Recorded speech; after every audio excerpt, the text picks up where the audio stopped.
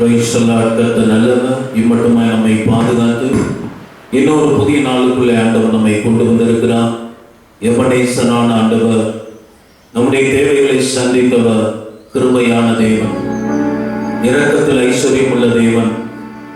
ஹல்லேலூயா. நம் நிர்மூலமாகாதபடி நம்மை பாதுகாக்கிறவர், இம்மானுவேல் என்ற நாமம் உடையவர். எல்லாரும் முழங்கால் படிக்கிட்டு ஆண்டவருடைய நாமத்தை ஸ்தோத்திரம் பண்ணும். நன்றி இயேசுவே சொல்லுதே. ஹல்லேலூயா. எங்களை படைத்தவரே, அழைத்தவரே, ரட்சித்தவரே, வேறு பிரித்தவரே, மகிமை மாட்சிமை நிறைந்தவரே, மாறாத தெய்வமே, மகிமைக்கு பாத்திரரே, மங்காத பிரகாசமே, எல்லாரும் கர்த்தரை ஸ்தோத்திரம் பண்ணுங்க. உள்ளத்தின் ஆழத்திலிருந்து முழு உள்ளத்தோடும், முழு ஆவியோடும், முழு சிந்தையோடும், முழு பலத்தோடும் அவரிலே அன்பு ஒரு ஆண்டவர் விரும்புகிறார். நாம் ஆண்டவரை நேசிக்கிறத, அவரை துதிக்கிற துதிகளை காண்பிப்போம், பாடல் ஆராதனைகளை காண்பிப்போம். அவர் பரிசுத்தமுள்ள தேவன், அன்பின் ரட்சகர், சகலாறுகளின் தேவன், விடுவிக்கிறவர், தப்புவிக்கிறவர், ஏந்துகிறவர், சுமக்கிறவர், சாரோனின் ரோஜா, லிலி புஷ்பம், பள்ளத்தாக்கி லிலி, இளையாத்து தைலா, அல்பான் பிசிங், மருதோனி பூங்கொத்து. ஹல்லேலூயா. கர்த்தரை துதிங்க, கர்த்தரை துதிங்க. துதிக்கிற இடத்துல தேவ மகிமை இறங்கி வரும். துதிக்கிற இடத்துல தேவ பிரசன்னம் இறங்கி வரும். நம்மை அவர் ஆளுகை செய்வார், நம்மை அவர் ஆசீர்வதிப்பார், புது பலனை தருவார், புது கிருபை தருவார், புது எண்ணெயினால் அபிஷேகம் பண்ணுவார். சர்வ மகிமைக்கு பாத்திரரே, எம்மை துதிக்கிற ஆண்டவரே. ஹல்லேலூயா. நன்றி சொல்லுங்க, நன்றி சொல்லுங்க. உள்ளத்தின் ஆழத்திலிருந்து சத்தத்தை உயர்த்தி கர்த்தரை துதிங்க. ஹல்லேலூயா. சூழ்நிலைகள் பாதகமாய் இருந்தாலும் ஆண்டவர் நமக்கு நல்லவராகவே இருக்கிறார். நம்ம தேவைகளை சந்தித்து அவர் வழி நடத்துகிறார். சுகம்பலன் ஆரோக்கியம் தந்து சத்துரு நெருங்காமல் அவர் நம்மை பாதுகாக்கிறார். நன்றியப்பான்னு சொல்லுங்க. உள்ளத்தின் ஆழத்தில் இருந்த நன்றி உள்ள இதயத்தோடு கர்த்தரை துதிங்க. ஹல்லேலூயா, ஹல்லேலூயா. இஸ்ரவேலின் ஜெயபலமான கர்த்தாவே, இஸ்ரவேலின் துதிகள் நடுவில் வாசமாய் இருக்கிறவரே, இஸ்ரவேலை ஆசீர்வதிப்பதே எனக்கு பிரியம் என்றவரே. ஹல்லேலூயா. மை துதிக்கிற ஆண்டவரே, துதிக்கிறோம் அப்பா, துதிக்கிறோம் அப்பா. இல்லாதவைகளை இருக்கிறவைகளை போல அழைக்கிறவரே. வானம் உடையது, பூமியும் உடையது, பூமியின் நிறைவெல்லாம் உடையது, வெள்ளியும் பொன்னும் உடையது. ஹல்லேலூயா.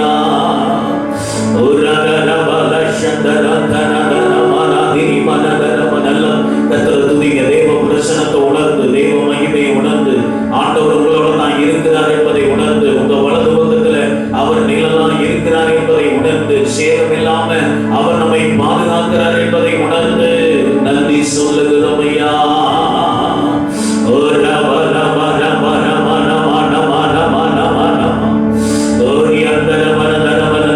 எங்கே நாமத்தினால 2-3 பேர் இருக்கிறீர்களோ அங்கே இருப்பேன்னு சொன்னாலே அவர் நம் நடுவில் வந்திருக்கிறார்.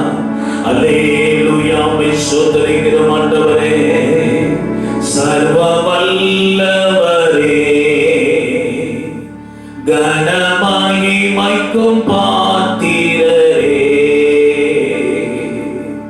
ஆகாதது என்று ஏதுமில்லை உம்மா, ஆகாதது ஒன்றுமில்லை.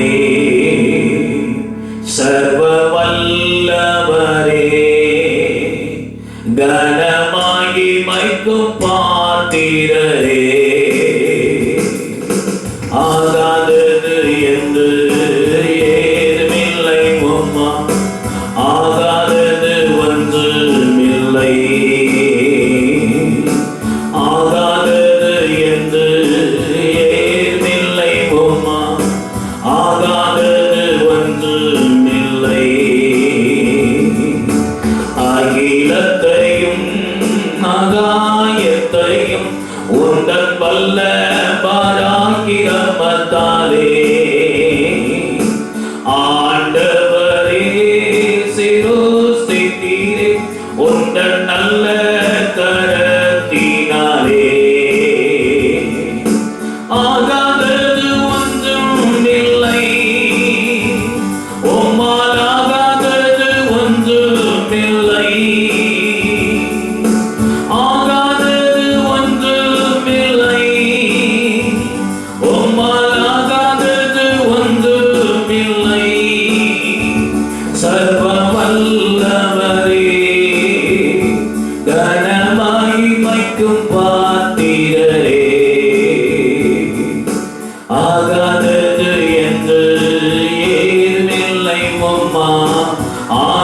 ஆகாதது ஒன்றுமில்லை,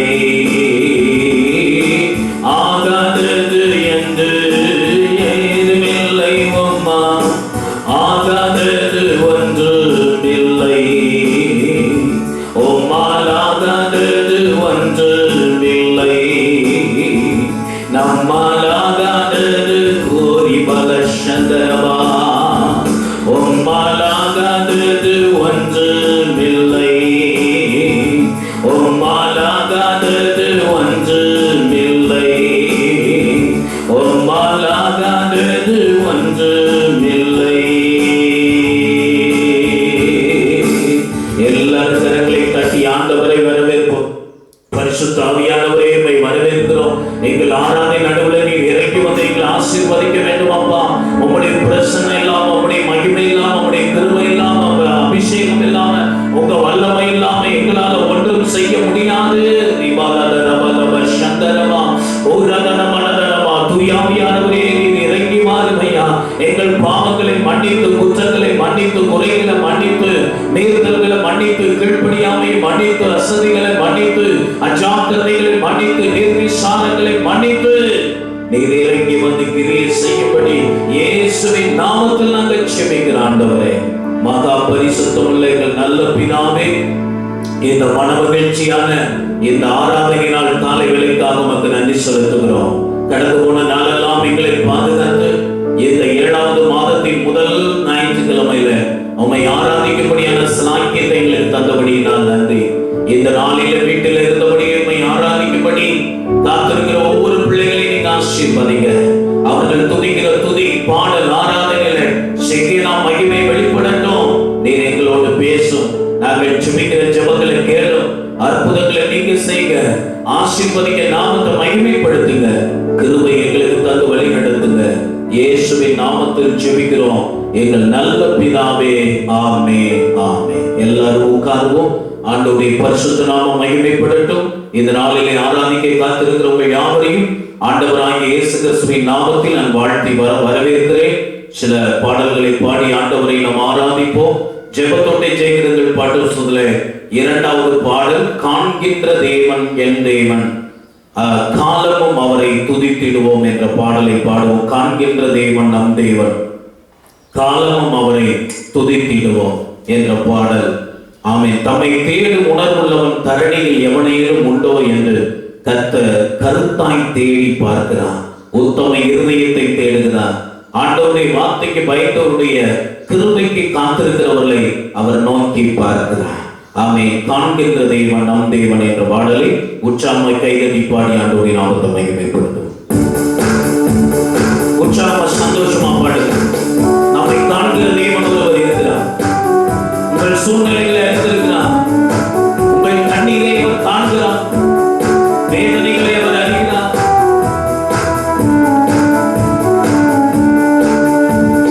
காண்கின்ற தேவன் நம் தேவன், காலமும் அவரை துதித்திடுவோம். காண்கின்ற தேவன் நம் தேவன், காலமும் அவரை துதித்திடுவோம். தம்மை தேடும் குணமுள்ளவன் தரணியில் எவரிடம் உண்டோ, தம்மை தேடும் குணமுள்ளவன் தரணியில் எவரிடம் உண்டோ. கர்த்தர் இயேசு காண்கின்றார், கருத்தாய் அவரை தேடிடுவோம், கருத்தாய் அவரை தேடிடுவோம். காண்கின்ற தேவன் நம் தேவன், காலமும் அவரை துதித்திடுவோம். காண்கின்ற தேவன் என் தேவன், காலமும் அவரை துதித்திடுவேன். ஆவியிலே நொறுக்கப்பட்டு ஆண்டவர் வார்த்தைக்கு நடுங்குகிற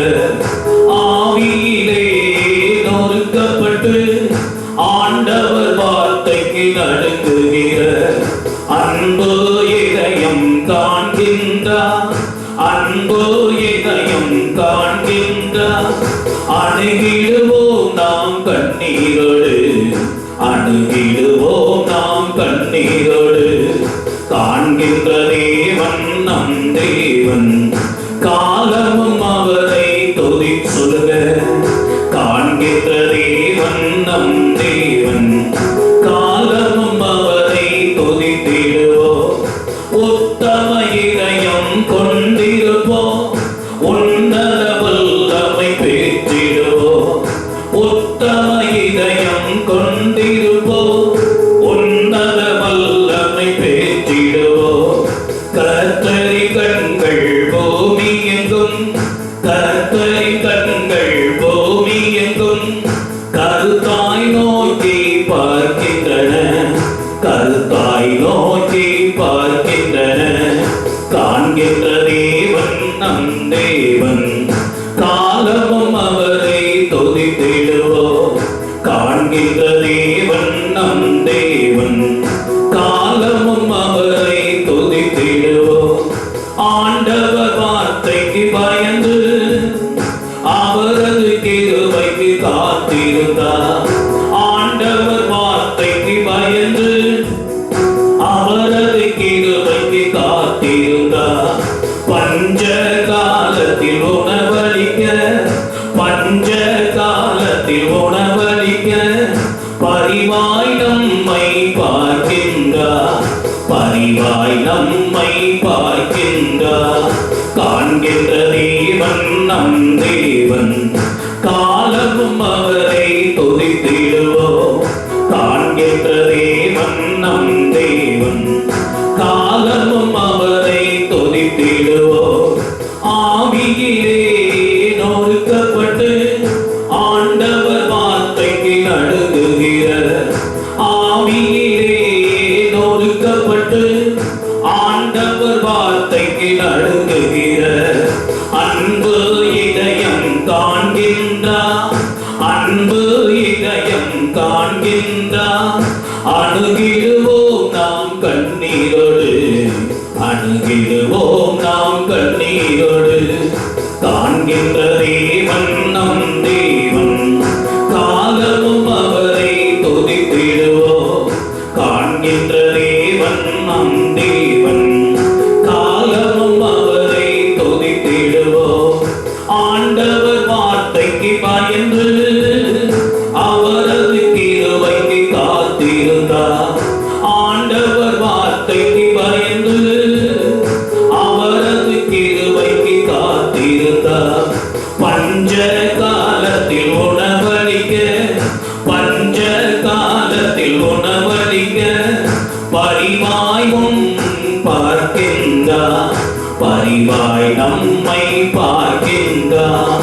காண்கின்ற தேவன் நம் தேவன், காலமும் அவரை துதித்திடுவோம். காண்கின்ற தேவன் நம் தேவன், காண்பும் அவரை துதித்திடுவோம். உத்தம இதயம் கொண்டிருப்போம். உன்னத வல்லமை பெற்றிடுவோம். உத்தம இதயம் கொண்டிருப்போம். உன்னத வல்லமை பெற்றிடுவோம். கர்த்தரின் கண்கள் பூமி எங்கும், கர்த்தரின் கண்கள் பூமி எங்கும் கருத்தாய் நோக்கி பார்க்கின்றன, கருத்தாய் நோக்கி பார்க்கின்றன. காண்கின்ற தேவன் நம் தேவன், காலமும் அவரை துதித்திடுவோம். காண்கின்ற தேவன் நம் தேவன், காலமும் அவரை துதித்திடுவோம். காண்கின்ற தேவன் நம் தேவன், காலமும் அவரை துதித்திடுவோம். காண்கின்ற தேவன் நம் தேவன், காலமும் அவரை துதித்திடுவோம். ஆண்டவரை துதிப்போமா, ஆண்டவரை துதிப்போமா. தம்மை தேடுகிற உணர்வுள்ளவன் உண்டோ என்று அவர் தரணி முழுவதும், உலகம் முழுவதிலும் அவர் தேடி பார்க்கிறார். ஒரு அவல சந்தரம் ஆண்டவருடைய வார்த்தைக்கு பயந்து அவருடைய கிருபைக்கு காத்திருக்கிறவர்களை ஆமே பஞ்சகாலத்திலே அவர்களை போஷிக்கும்படி, உணவளிக்கும்படி பரிவாய் அவர் நோக்கி பார்க்கிறார்.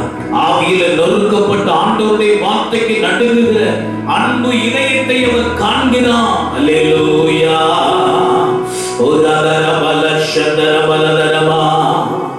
தம்மை தேடும் உணர்வுள்ளவன் தரணியில் எவரேனும் உண்டோ? அவரை தேடுகிறவன் இல்லை, அவரை நோக்கி பார்க்கிறவன் இல்லை. ஓ ராஜ ஆச்சரியப்பட்டார். விண்ணப்பம் பண்ணுகிறவன் இல்லை என்று அவர் ஆச்சரியப்பட்டார். அருமையான தேவனுடைய பிள்ளை, அவரால் சிருஷ்டிக்கப்பட்டிருக்கிறோம், நம்ம அவரால் அழைக்கப்பட்டிருக்கிறோம், அவரால் ரட்சிக்கப்பட்டிருக்கிறோம். அவருடைய பரிசுத்தாவின் அபிஷேகம் நம்ம மேல இருக்கிறது. அவரை தேடுகிற இருதயம் உங்களுக்கும் எனக்கும் இருக்கிறதா? உணர்வுள்ள இருதயம், உண்மையுள்ள ஒரு இருதயம். ஆண்டவரை தேடுகிறதுல உண்மை, ஆண்டவரை பாடுகிறதுல உண்மை, ஆண்டவரை ஆராதிக்கிறதுல ஒரு உண்மை இருக்குதா? மாயையாக நம்ம ஆண்டவரை பின்பற்றுறோமா? மாயையாக ஆண்டவரை நேசிக்கிறதாக சொல்லிக் கொண்டிருக்கிறோமா? அல்லேலூயா. தம்மை தேடும் உணர்வுள்ளவன் தரணியில் எவரேனும் உண்டோ? தம்மை தேடும் உணர்வுள்ளவன் தரணியில் எவரேனும் உண்டோ? கர்த்தர் இயேசு காண்கின்றார், கர்த்தர் இயேசு காண்கின்றார். கருத்தாய் அவரை தேடிடுவோம், கருத்தாய் அவரை தேடிடுவோம். தம்மை தேடும் குணமுள்ளவன் தரணியில் எவரேனும் உண்டோ? தம்மை தேடும் குணமுள்ளவன் தரணியில் எவரேனும் உண்டோ? கர்த்தர் இயேசு காண்கின்றார், கர்த்தர் இயேசு காண்கின்றார். கருத்தாய் அவரை தேடிடுவோம், கருத்தாய் அவரை தேடிடுவோம். காண்கின்ற தேவன் நம் தேவன், காலமும் அவரை துதித்திடுவோம். காண்கின்ற தேவன் நம் தேவன், காலமும் அவரை துதித்திடுவோம். காண்கின்ற தேவன் நம் தேவன், காலமும் அவரை துதித்திடுவோம். எல்லா கரங்களை தட்டி ஆண்டவரை நன்றி சொல்லுவோம், ஆண்டவருக்கு நன்றி சொல்லுவோம், ஆண்டவருக்கு நன்றி சொல்லுவோம். பலனை தருகிறவர், வல்லமை தருகிறவர், விடுதலை தருகிறவர், ஜெயம் கொடுக்கிற தேவன், அற்புதம் செய்கிற தேவன், உங்களை காண்கிற தேவன். என்னை காண்கிறவரை நான் இவ்விடத்தில் கண்டேனே. என் சூழ்நிலை ஆண்டவர் யார் பார்க்கிறதுக்கு யார் இருக்கிறார்கள் என்று நினைக்கிறீர்களோ, உங்கள் சூழ்நிலைகளை பார்க்கிற ஆண்டவர், உங்களுக்கு உதவி செய்கிற ஆண்டவர், உங்கள் இருதயத்தை நோக்கி பார்க்கிற ஆண்டவர், உங்கள் அந்தரங்கங்களை நோக்கி பார்க்கிற ஆண்டவர் ஒருவர் இருக்கிறார். பயப்படாதே மகனே.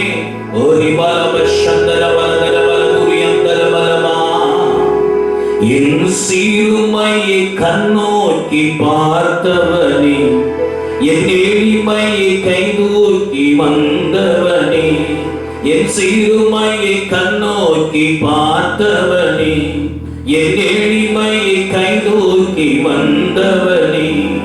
துரத்தப்பட்ட என்னை மீண்டும் கொண்டீரே, ஒடுக்கப்பட்ட என்னை பெரிய ஜாதியாய் மாற்றினீ. வீணதாய் நோய் என்னை காண்கின்ற தேவன் நீ, வீணதாய் நோய் என்று ஜீவனீருக்கு நீ. வீணதாய் நோய் என்னை காண்கின்ற தேவன் நீ, வீணதாய் நோய்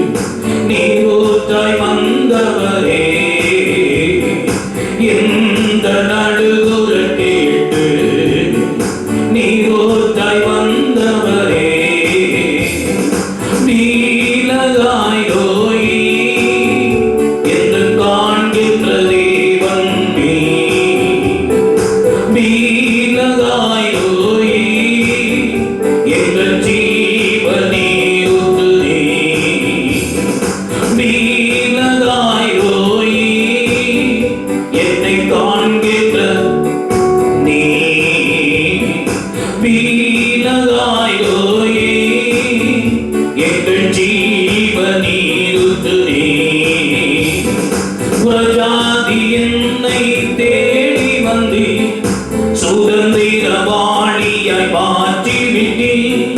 புறஜாதி என்னை தேடி வந்து சுதந்திரவாளியாய் மாற்றி விட்டி. வாக்கு தத்தம் செய்தி நீ சொன்னதை நிறைவேற்றி. வாக்கு தத்தம் செய்தி நீ சொன்னதை நிறைவேற்றி. வீணதாயோய் என்னை காண்கின்ற தேவன் நீ. வீணதாயோய் எங்கள் ஜீவனீருத்து நீ. வீணதாயோய் என்னை காண்கின்ற தேவன் நீ. வீணதாயோய் எங்கள் ஜீவனீருத்து நீ. வனாந்திரம் என் வாழ்வானதே, பாதைகள் எங்கும் இருளானதே. வனாந்திரம் என் வாழ்வானதே, பாதைகள் எங்கும் இருளானதே. எந்த நடுவுற கேட்டு நீரோற்றாய் வந்தவரே. எந்த நடுவுற கேட்டு நீரோற்றாய் வந்தவரே. வீணதாயோய் என்னை காண்கின்ற தேவன் நீ. வீணதாயோய் எங்கள் ஜீவனீருத்து நீ. வீணதாயோய் என்னை காண்கின்ற தேவன் நீ. வீணதாயோய் எங்கள் ஜீவனீருத்து நீ. புறஜாதி என்னை தேடி வந்து சுதந்திரவாளியாய் மாற்றி விட்டி. புறஜாதி என்னை தேடி வந்து சுதந்திரவாளியாய் மாற்றி விட்டி. வாக்கு தத்தம் செய்தி நீ சொன்னதை நிறைவேற்றி. வாக்கு தத்தம் செய்தி நீ சொன்னதை நிறைவேற்றி.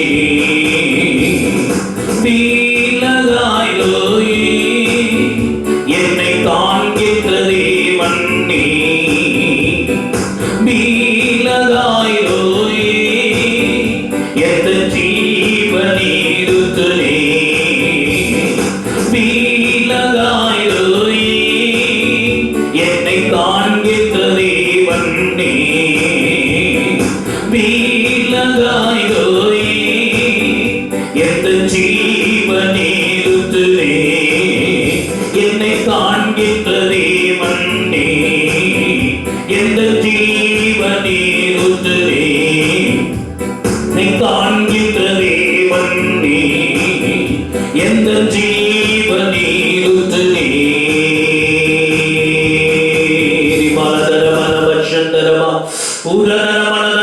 நல்ல கரங்களை தட்டி ஆவியில நிரம்பி ஆண்டவர் ஆராதிங்க. என்னை காண்கிற தேவன் ஒருவர் உண்டு. ஹல்லேலூயா. வீணதாயோய் என்னை காண்கிற தேவன்.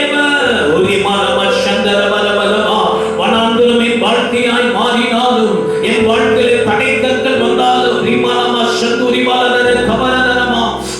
பாதைகள் எல்லாம் இருளாக மாறினாலும் எந்த நலுகுரலை கேட்டு எனக்கு ஜீவனீருற்றை தருகிற ஒருவர் உண்டு. புறஜாதியனாகிய என்னை தேடி வந்து என்னை சுதந்திரவாளியாய் மாற்றினவர், வாக்குத்தத்தம் செய்தவர், அவர் சொன்னதை நிறைவேற்றுகிறவர். ஹல்லேலூயா. பரிசுத்த ஆவியானவரே, நீர் இறங்கி வாரு. உம்முடைய வல்லமையோடு இறங்கி வாரு. உம்முடைய பலத்தோடு இறங்கி வாரு. உம்முடைய கிருபையோடு இறங்கி வாரு அப்பா. எங்களை ஆட்கொள்ள வாரு அப்பா. எங்கள் அடைக்கலமே, எங்கள் மறைவிடமே, எங்கள் தஞ்சமே, எங்கள் துருகமே, எங்கள் கேடகமே, எங்களை காண்கிற தேவனே, உம்மை ஸ்தோத்திரிக்கிறோம் ஐயா. கர்த்தரை துதிங்க, கர்த்தரை துதிங்க, கர்த்தரை துதிங்க. அப்பா பிதாவே என்று சொல்லுங்க. அன்பான தேவனே, அருமை இரட்சகரே, ஆவியான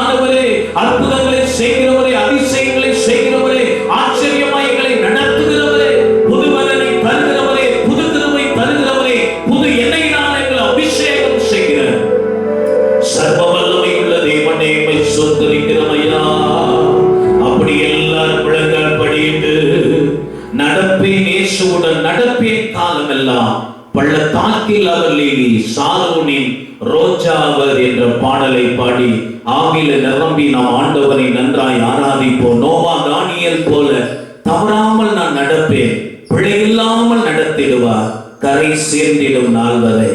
இந்த பூமி எனக்கு சொந்தமில்லை, பரதேசியாய் நான் நடப்பேன், என் சுய தேசம் சேரும் வரை நடப்பேன் என் இயேசுவுடன். வெறும் கையனாய் பரலோகத்தில் நான் வந்திடேன் இயேசுநாதா, ஆத்மாதாயம் செய்திடுவேன், அருள் மாறியால் என்னை நிரப்பிடும் என்று சொல்லி பாடி ஆண்டவரை மகிமைப்படுத்துவோம். நடப்பேன் இயேசுவுடன், நடப்பேன்.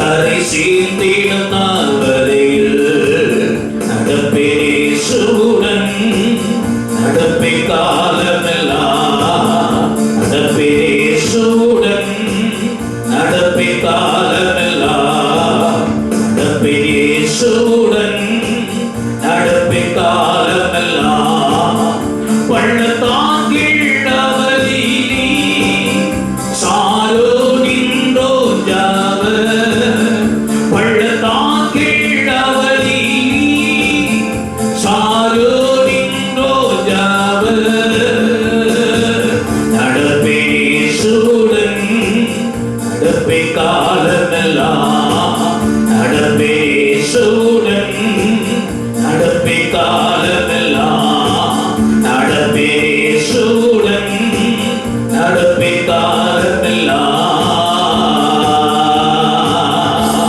ஒரு அர்ப்பணிப்போடு ஆண்டவரை மகிமைப்படுத்துவோமா? நோவா, தானியேல், யோபு போல பதறாமல் நான் சஞ்சரிப்பேன் ஆண்டவரே.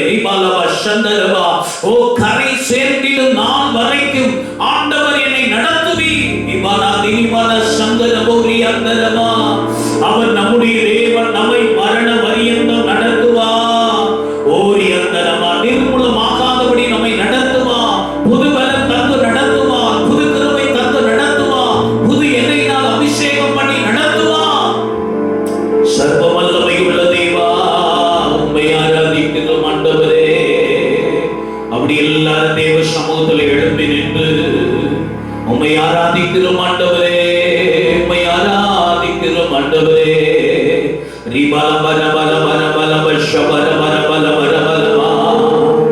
என்னை கண்டார், அவர் என்னை கண்டார், உள்ளங்கையிலே என்னை வரைந்து கொண்டார். ஆமென். கண்ணுக்குள்ளே என்னை வைத்து கடைசி வரைக்கும் என்னை காத்துக் கொள்வார். இயேசு என் தேவன், இயேசு என் ஜீவன், இயேசுதான் எனக்கு எல்லாம் எல்லாம் என்ற ஒரு அர்ப்பணிப்போடு எழுந்து நின்று பாடி ஆண்டவருடைய நாமத்தை மகிமைப்படுத்தும். என்னை கண்டார், என்னை கண்டார், அவர் என்னை கண்டார், உள்ளங்கையில் என்னை வரைந்து கொண்டார். என்னை கண்டார், அவர் என்னை கண்டார், உள்ளங்கையில் என்னை வரைந்து கொண்டார். கண்ணுக்குள்ளே என்னை வைத்து கடைசி வரைக்கும் காத்துக் கொள்வார். கண்ணுக்குள்ளே என்னை வைத்து கடைசி வரைக்கும் காத்துக் கொள்வார். இயேசு என் தேவன், இயேசு என் ஜீவன், இயேசுதான் எனக்கு எல்லாம் எல்லாம்.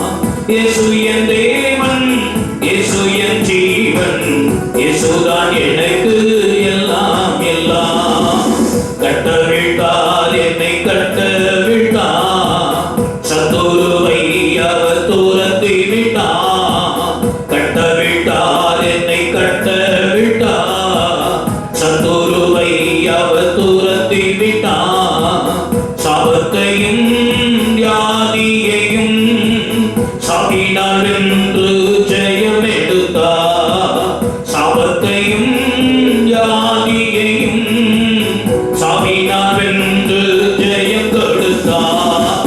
இயேசு என் தேவன், இயேசு என் ஜீவன், இயேசுதான் எனக்கு எல்லாம் எல்லாம்.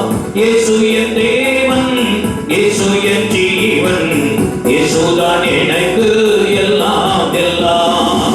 மீட்டுக் கொண்டார், என்னை மீட்டுக் கொண்டார், பாவத்தில் இருந்த என்னை மீட்டுக் கொண்டார்.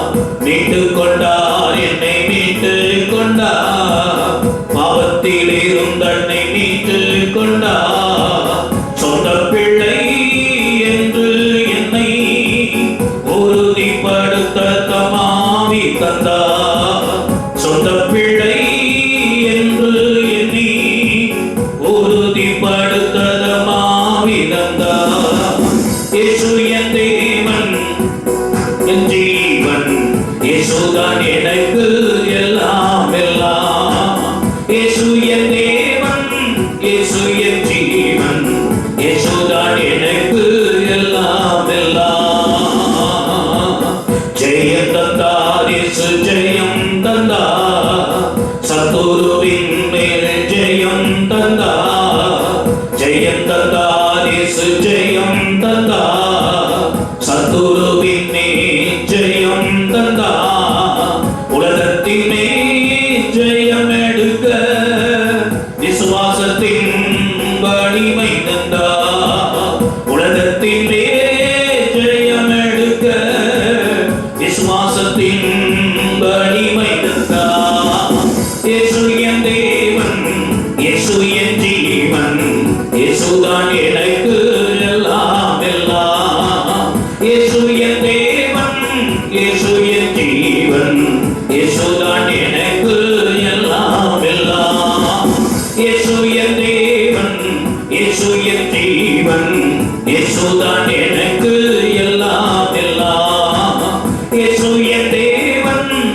இயேசு என் ஜீவன், இயேசுதான் எனக்கு எல்லாம் எல்லாம். என்னை கண்டார் அவர், என்னை கண்டார், உள்ளங்கையில் என்னை மறைந்து கொண்டார். என்னை கண்டார் அவர், என்னை கண்டார், உள்ளங்கையில் என்னை மறைந்து கொண்டார். கண்ணுக்குள்ளே என்னை வைத்து கடைசி வரைக்கும் காத்துக் கொள்வார். கண்ணுக்குள்ளே என்னை வைத்து கடைசி வரைக்கும் காத்துக் கொள்வார். இயேசு என் தேவன், இயேசு என் ஜீவன், இயேசுதான் எனக்கு எல்லாம். எல்லாரும் சொல்லுங்க. இயேசு என் தேவன், இயேசு என் ஜீவன், இயேசுதான் எனக்கு எல்லாம் எல்லாம். இயேசு என் தேவன், இயேசு என் ஜீவன், இயேசுதான் எனக்கு எல்லாம் எல்லாம். இயேசுதான் எனக்கு எல்லாம் எல்லாம். இயேசுதான் எனக்கு எல்லாம் எல்லாம். எல்லாரும் கரங்களை தட்டி ஆவில நிரம்பி ஆண்டவர் ஆராதிக்க. ரிபாலவ சந்தர பலதர பூரி அந்தனமா ஓரி திரி கமனதன மோதிரி அந்துர பலவ சகதர பலதர பலமா. பரிசுத்த ஆவியானவரே, எங்கள் தேச்சர வாழவே, எங்களை ஆற்றிடும் தேற்றிடும் தெய்வமே, திடன் தருபவரே, உள்ளத்தின் ஆறுதலே, உயிரோடு எழுந்தவரே, மரணத்தை வென்றவரே, பாதாளம் வென்றவரே, அகிலத்தை ஆள்பவரே, உம்மை ஆராதிக்கிறோம் ஆண்டவரே. அல்லேலூயா. தேற்றிடும் தெய்வமே, தீடம் தருபவரே, தேற்றிடும் தெய்வம். இரண்டு கையை உயர்த்தி சொல்லுங்க. தீடம் தருபவரே, ஊற்று தண்ணீரே,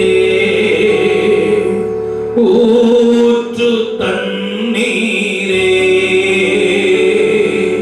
உள்ளத்தின் ஆறுதலே, எங்கள் உள்ளத்தின் ஆறுதலே, பரிசுத்த ஆவியே, பக்தர்கள் துணையாளரே, பரிசுத்த ஆவியே, பக்தர்கள் துணையாளரே, கூட இருப்பவரே, குறைகள் தீர்ப்பவரே, கூட இருப்பவரே, குறைகள் தீர்ப்பவரே, பரிசுத்த ஆவியே, மக்கள் துணையாளரே, பரிசுத்த ஆவியே, பக்தர்கள் துணையாளரே. அப்படி எல்லாரும் முழங்கள் படிட்டு கொஞ்ச நேரம் ஆண்டவரை ஸ்தோத்திரம் பண்ணி ஜெபம் பண்ணுவோமா. கர்த்தாவே, அல்லேலூயா, நீர் பலன் உள்ளவா, நீர் வல்லமை உள்ளவா, நீர் பராக்கிரமம் உள்ள கர்த்தராய் இருக்கிறபடியினால் உம்மை ஸ்தோத்திரிக்கிறேன் ஆண்டவரே. இன்றைக்கு இருக்கிற எல்லா சூழ்நிலைகளையும் மாற்றமால முடியும்னு சொல்லி ஜெபம் பண்ணுங்க. கொள்ளை நோயிலிருந்து, இயற்கை அழிவிலிருந்து, மிகப்பெரிய வெள்ளம், மழை எல்லாம் வருகிற நாட்கள்ல வரும்னு சொல்றாங்க. இயற்கை எல்லாம் பாதகமா இருக்கிறது ஆண்டவரே. பாதகமான காரியங்களை சாதகமாய் மாற்றுகிற தேவன் நீர் எங்களோடு இருக்கிறீர் ஆண்டவரே. உம்முடைய உதவி எங்களுக்கு வேண்டும், உம்முடைய ஒத்தாசை எங்களுக்கு வேண்டும், உம்முடைய பலன் எங்களுக்கு வேண்டும், உம்முடைய வல்லமை எங்களுக்கு வேண்டும், உம்முடைய கிருபைகள் சொல்லி ஜெபம் ஆண்டவரே. உம்மால் அல்லாமல் எங்களால் ஒன்றும் செய்ய முடியாது. எல்லாவற்றையும் செய்ய பலன் கொடுக்கிறவர், என்னை பலப்படுத்துகிற கிறிஸ்துவினால் எல்லாவற்றையும் செய்ய எனக்கு பலன் உண்டு. அல்லேலூயா, அல்லேலூயா, அல்லேலூயா. தேவ பிரசன்னைகளை மூடட்டும், தேவ மகிமைகளை மூடட்டும். இரத்த கோட்டை, அக்னி கோட்டை பாதுகாப்பு எங்களுக்கு உண்டாக நாங்கள் ஜெபிக்கிறோம் ஐயா.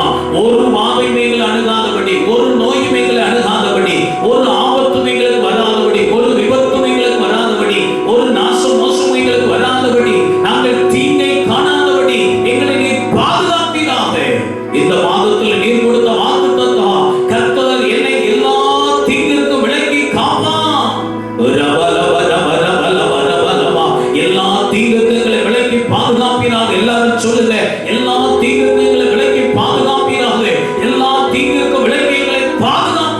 ஆண்டவரே. நன்றி ராஜா, நன்றி ராஜா. எனக்கு ஒத்தாசை வரும் பர்வதங்களுக்கு நேராக என் கண்களை ஏறெடுக்கலே. வானத்தையும் பூமியையும் படைத்த கர்த்தரிடத்தில் இருந்து எனக்கு ஒத்தாசை வரும்.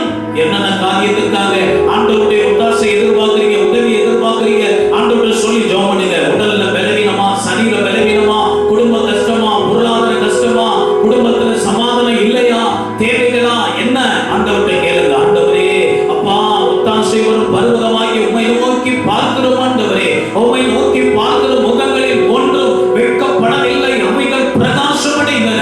எங்கள் முகங்களை பிரகாசிக்க பண்ண சொல்லி ஜெபம் பண்ணுங்க. நாங்கள் வெட்கப்பட்டு போயிடக்கூடாது, தலை குனிந்து போயிடக்கூடாது. ஆண்டவரே அப்பா, உம்முடைய கிருபையினாலே உம்முடைய கிருபை எங்களை தாங்கட்டும், உம்முடைய கிருபை எங்களை நடத்தட்டும், உம்முடைய கிருபை எங்களை உயர்த்தட்டும், உம்முடைய கிருபை எங்களை பலப்படுத்தட்டும். ரீமாதானமா நம்ம சந்தரோ ரீகத்தரோ அந்தரமா ரீதரமா நம்ம சகரதரமா. ஒன்றுமில்லாத நேரங்களில் எங்களுக்கு உதவி செய்கிற கிருபை, பலவீன நேரத்தில் பலன் கொடுக்கிற கிருபை, ஊழியத்தின் பாதையில உயர்த்துகிற கிருபை, உடைந்து போன நேரத்தில் எங்களை உற்சாகப்படுத்துகிற கிருபை, சோதனை நேரத்தில் எங்களை சூழ்ந்து கொள்கிற உடைய கிருபை, எங்களை தாங்கும்படி ஒப்பு கட்டுகிறோம். ஆண்டவரை ஒப்பு கட்டுகிறோம். அப்பா, உலகம் முழுவதில் இருக்கிற எல்லா மக்களுக்காக ஜெபம் பண்ணுங்க. ஆண்டவரை அறியாத மக்கள் ஆண்டவரை அறிந்து கொள்ளணும், ஆண்டவரை ஏற்றுக்கொள்ளணும், ஆண்டவரை ஆராதிக்கணும். விடுதலை உண்டாகணும், ஆவிக்குரிய விடுதலை ஒவ்வொரு பிள்ளைகளுக்கும் உண்டாகணும்னு ஜெபிக்கிறோம். பாவத்திலிருந்து, சாபத்திலிருந்து, அறியாமை இருளிலிருந்து, அந்தகார கட்டுகளிலிருந்து, சாத்தானின் கட்டுகளிலிருந்து மக்களை விடுதலையாக்குகிறோம் இயேசுவின் நாமத்தில். ஜனங்கள் ரட்சிக்கப்பட உம்மை ஆராதிக்க கிருபை செய்யப்பா. வியாதியினால் பாதிக்கப்பட்ட மக்களை எல்லாம் சுகமாக்குங்கப்பா.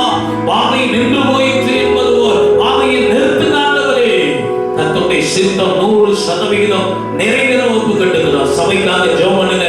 எங்க சபையை ஆசீர்வதிங்க, எங்க சபையை ஆண்டவரை பயன்படுத்துங்க, எங்க சபையை பாதுகாருங்க, எங்க சபையை ஆசீர்வதிங்க, எங்க சபையை உயர்த்துங்க, எங்க விசுவாசிகள் ஆசீர்வாதத்தை உயர்த்துங்க. நன்மைகளால நிரப்ப ஒப்புக்கட்டுகிறோம்ப்பா, ஒப்புக்கட்டுகிறோம்ப்பா. தடைகள் எல்லாம் மாறி நாங்கள் கூடி ஆராதிக்க கிருபை செய்யுங்கப்பா. நன்மையால நிரப்புங்க. எல்லாருமே நலம் உண்டாவதாக, சுகம் உண்டாவதாக, ஆரோக்கியம் உண்டாவதாக, அற்புதம் நடக்கும்படி ஜெபிக்கிறோம்.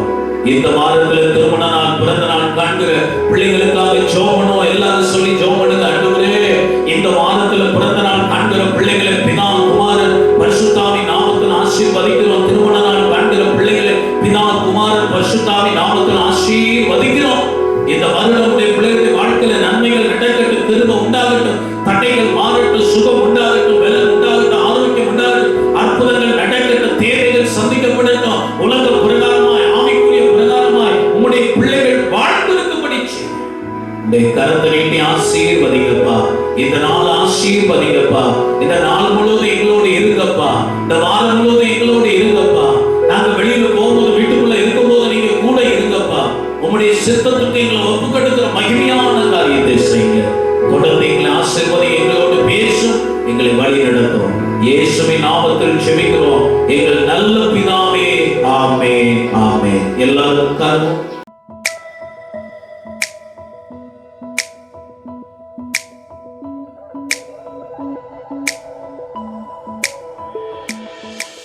ஆண்டவருடைய பரிசுத்த நாமத்துக்கு மகிமை உண்டாவதாக. இந்த ஞாயிற்றுக்கிழமை ஆராதனையில நீங்கள் ஆண்டவரை ஆராதித்ததற்கு ஆண்டவர் உங்களுக்கு பிரதிபலனை தருவார். ஆசீர்வாதங்களை நிறைவாய் பெற்றுக்கொள்ள உங்களை வாழ்த்துகிறேன். கொஞ்ச நேரம் ஆண்டவருடைய வார்த்தையை தியானித்து நாம் ஜெபிக்க ஆண்டவர் நமக்கு கிருபை தருவாராக. ஏசாயா தீர்க்கதரிசியின் புஸ்தகம் 43ஆம் அதிகாரம் 19வது வசனத்தை வாசித்து நாம் தியானிப்போம். ஏசாயா தீர்க்கதரிசியின் புஸ்தகம் 43ஆம் அதிகாரம் 19வது வசனம். இதோ நான் புதிய காரியத்தை செய்கிறேன், இப்பொழுதே அது தோன்றும், நீங்கள் அதை அறியீர்களா? நான் வனாந்தரத்திலே வழியையும் அவாந்தரங்களிலே ஆறுகளையும் உண்டாக்குவேன். நான் வனாந்தரத்திலே வழியையும் அவாந்தர வெளியிலே ஆறுகளையும் உண்டாக்குவேன். The way in the wilderness என்ற தலைப்பில் இந்த நாளில் ஆண்டவர் நம்மோடு கூட பேசுவாராக. கண்களை மூடி நாம் ஆண்டவருடைய சமூகத்தில் ஜெபம் பண்ணுவோம். வனாந்தரத்துல வழி திறக்கும், வனாந்தரத்துல வழி திறக்கும். ஆண்டவர் இந்த காலை நேரத்தில் நம்மோடு கூட பேச விரும்புகிறார். உங்க இருதயத்தை திறந்து கொள்ளுங்கள். மோசே எப்படி கற்பலகை எடுத்து கொண்டு போனானோ அந்த மாதிரி உங்க இருதயத்தை பக்குவப்படுத்துங்க. ஆண்டவர் விதைக்கிற ரோமையில சொல்லப்பட்டது போல இப்பொழுது விதைக்கப்படுகிற வேத வசனங்கள் கற்பாவை உள்ள இடங்கள்ல விழுந்துடக்கூடாது, முள்ளுள்ள இடங்கள்ல விழுந்துடக்கூடாது, வழி அருகே விழுந்துடக்கூடாது. நல்ல நிலத்தில் விழுந்த விதையை போல 30, 60 பலன் கொடுக்க 100 பலன் கொடுக்கிறதாய் ஆண்டவர் இந்த நாளிலே நமக்கு கிருபை செய்யும்படி எல்லாரும் ஜெபம் பண்ணுங்க. ஹல்லேலூயா. செவிகளை நீ திறந்து விட்டி செய்வோம் உன் சித்தம். செவிகளை நீ திறந்து விட்டி செய்வோம் உன் சித்தம். புவிதனிலே உன் விருப்பம் பூரணமாகட்டுமே. இந்த புவிதனிலே உன் விருப்பம் பூரணமாகட்டுமே. ஐயா வாழ்க வாழ்க, உம் நாமம் வாழ்க. ஐயா வாழ்க வாழ்க, உம் நாமம் வாழ்க. செவிகளை திறந்து விட்டி செய்வோம் உன் சித்தம். செவிகளை திறந்து விட்டி செய்வோம் உன் சித்தம். புவிதனிலே உன் விருப்பம் பூரணமாகட்டுமே.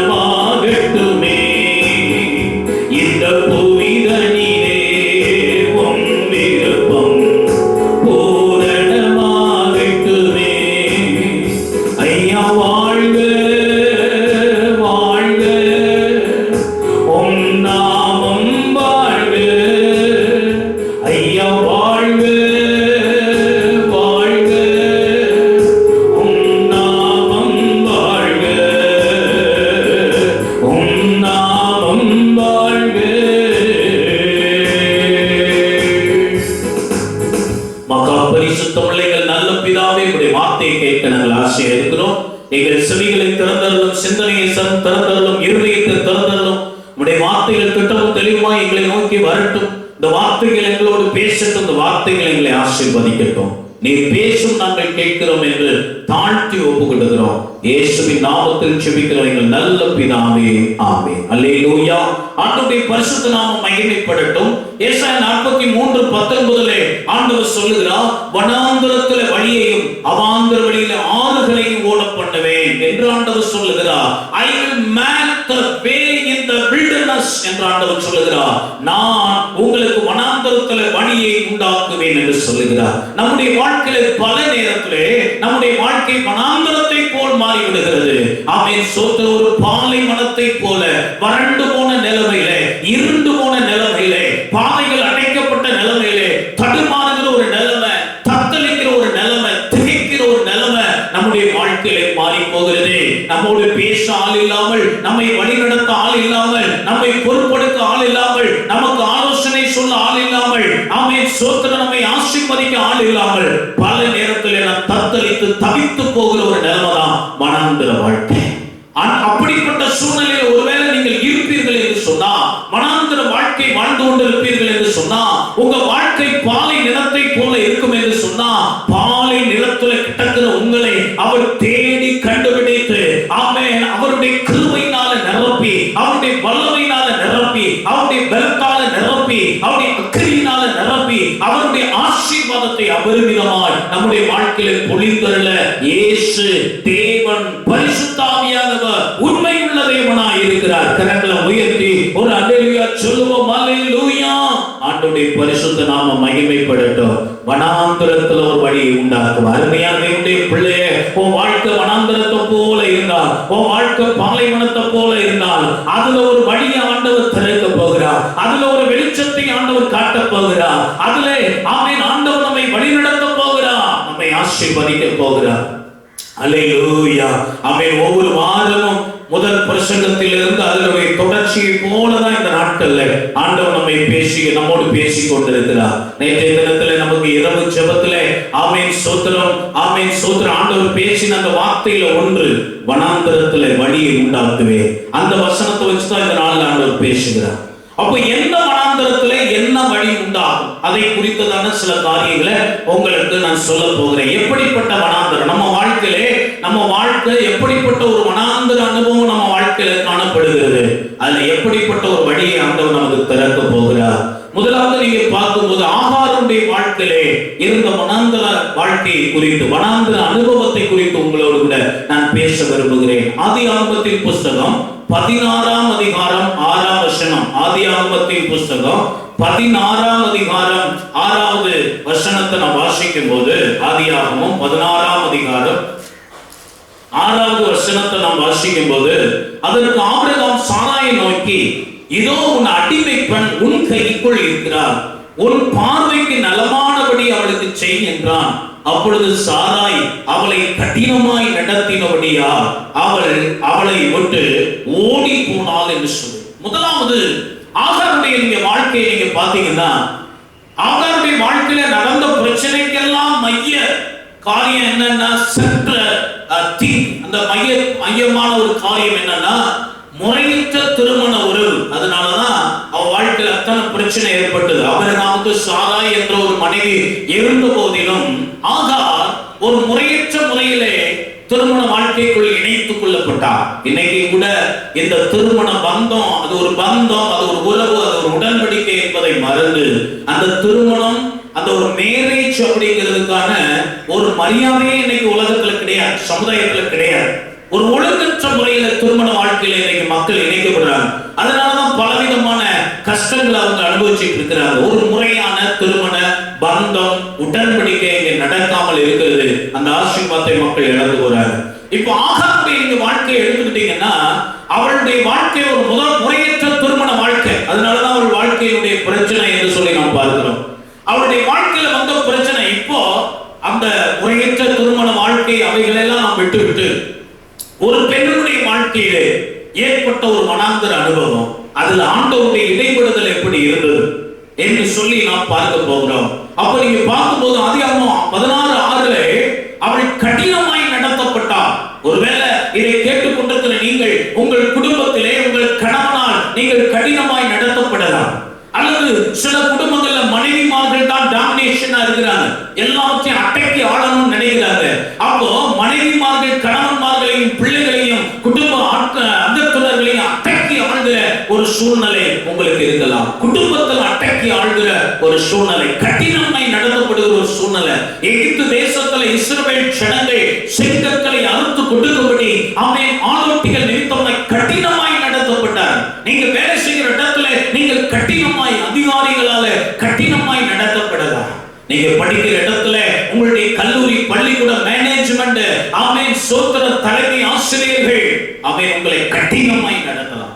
ஏதோ ஒரு விதத்துல கடினமாய் நடத்தி கொண்டிருக்கிறீர்கள். உங்க வாழ்க்கை வனாந்தரத்தை போல உணர்றீங்க. இந்த கடின சூழ்நிலை, கடினமாய் நடத்தப்படுகிற சூழ்நிலை எனக்கு ஒரு வனாந்தரத்தை போல இருக்கு.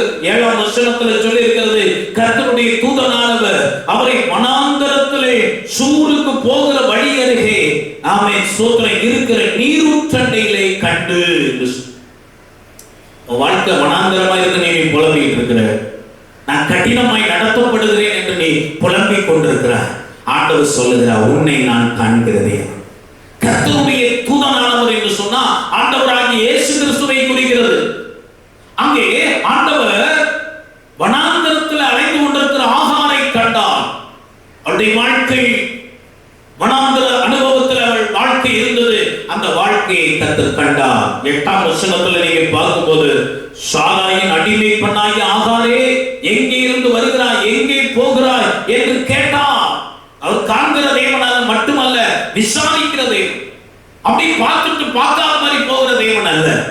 உன்னுடைய சூழ்நிலை என்ன, உன்னுடைய கஷ்டம் என்ன, உன்னுடைய நஷ்டம் என்ன, உன்னுடைய தேவை என்ன, உன் பிரச்சனை என்ன, எல்லாவற்றையும் அவர் விசாரிக்கிறான். எரிகோ நகர் வீதியிலே பிச்சை எடுத்துக் கொண்டிருந்த பரிமே குருடன், தாவீதின் குமாரனே எனக்கு இறங்கும் இறங்கும் இறங்கும் என்று கூப்பிட்ட போது அவனை பக்கத்தில் அழைத்தார்.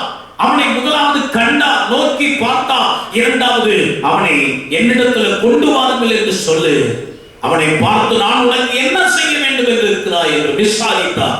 அவன் சொன்னான், நான் பார்வை அடைய வேண்டும். ஆமென். சோதர ஆண்டவர் நம்மை காண்கிற தேவன் மட்டுமல்ல, நம்மை விசாரிக்கிற தேவன் மட்டுமல்ல.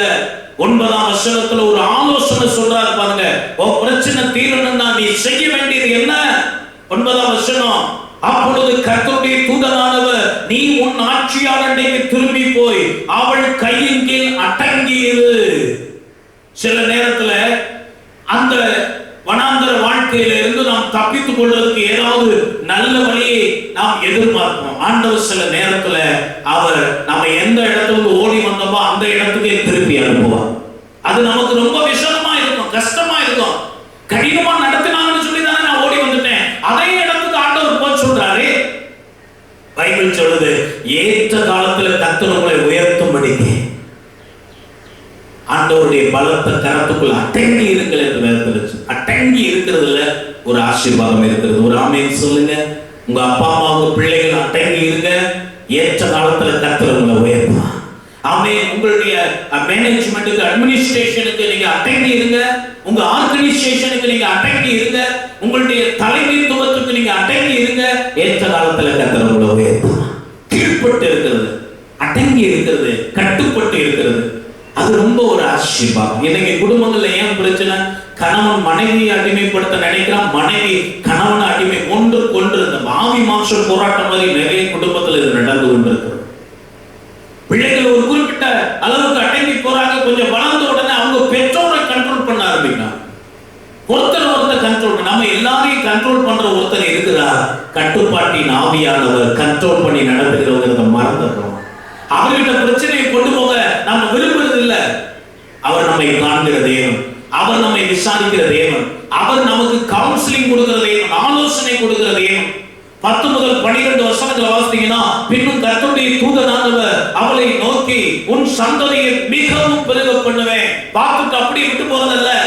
சில ஆட்கள் நம்மளை பார்ப்பாங்க, நம்ம கஷ்டத்தை நம்ம தள்ளாடி நடந்து வரோம், பலவீனப்பட்டு நடந்து வரோம், முகம் வாடலா இருக்கு, என்னன்னு விசாரிப்பாங்க.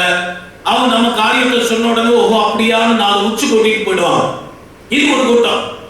இன்னொரு கூட்டம், ஐயோ உங்க பிரச்சனை மாதிரி தான் அவங்களுக்கு இருந்தது, அந்த பிரச்சனையில அவங்க இல்லாம போயிட்டாங்க, செத்து போயிட்டாங்க, அழிஞ்சு போயிட்டாங்க, உங்களுக்கும் அப்படி நடந்துடும், ஜாக்கிரதையா இருக்குன்னு நம்மளை பயமுறுத்தி விட்டு போயிடுவாங்க. 3வது கூட்டம், நம்ம சொன்னதை போய் இன்னொரு 4 பேர்கிட்ட சொல்லி இப்படியாமேன்னு நம்ம பத்தி பேசிக்கொண்டே இருப்பார். ஒரு கூட்டம் மட்டும்தான் அதுல இருந்து வெளியில வரதுக்கு ஆலோசனை கொடுத்து நாம் செய்ய வேண்டிய காரியங்கள் நமக்கு சொல்லிக் கொடுத்து நமக்கு உதவி செய்வார். ஆண்டவர் அப்படித்தான் பார்த்துட்டு பார்க்காம போறவர் போல அல்ல, பார்க்கிற தேவன், விசாரிக்கிற தேவன், ஆலோசனை கொடுக்கிற தேவன் மட்டுமல்ல, ஆசீர்வாதம் கூறுகிற தேவன். அல்லேலூயா. அவருக்கு தான் தெரியும் நம்முடைய பிரச்சனை எப்படி தீர்க்கிறதுன்னு, அவருக்கு தான் தெரியும் நம்முடைய தேவையை எப்படி சந்திக்கிறதுன்னு, அவருக்கு தான் தெரியும் நமக்கு எப்படி அற்புதம் செய்வதுன்னு.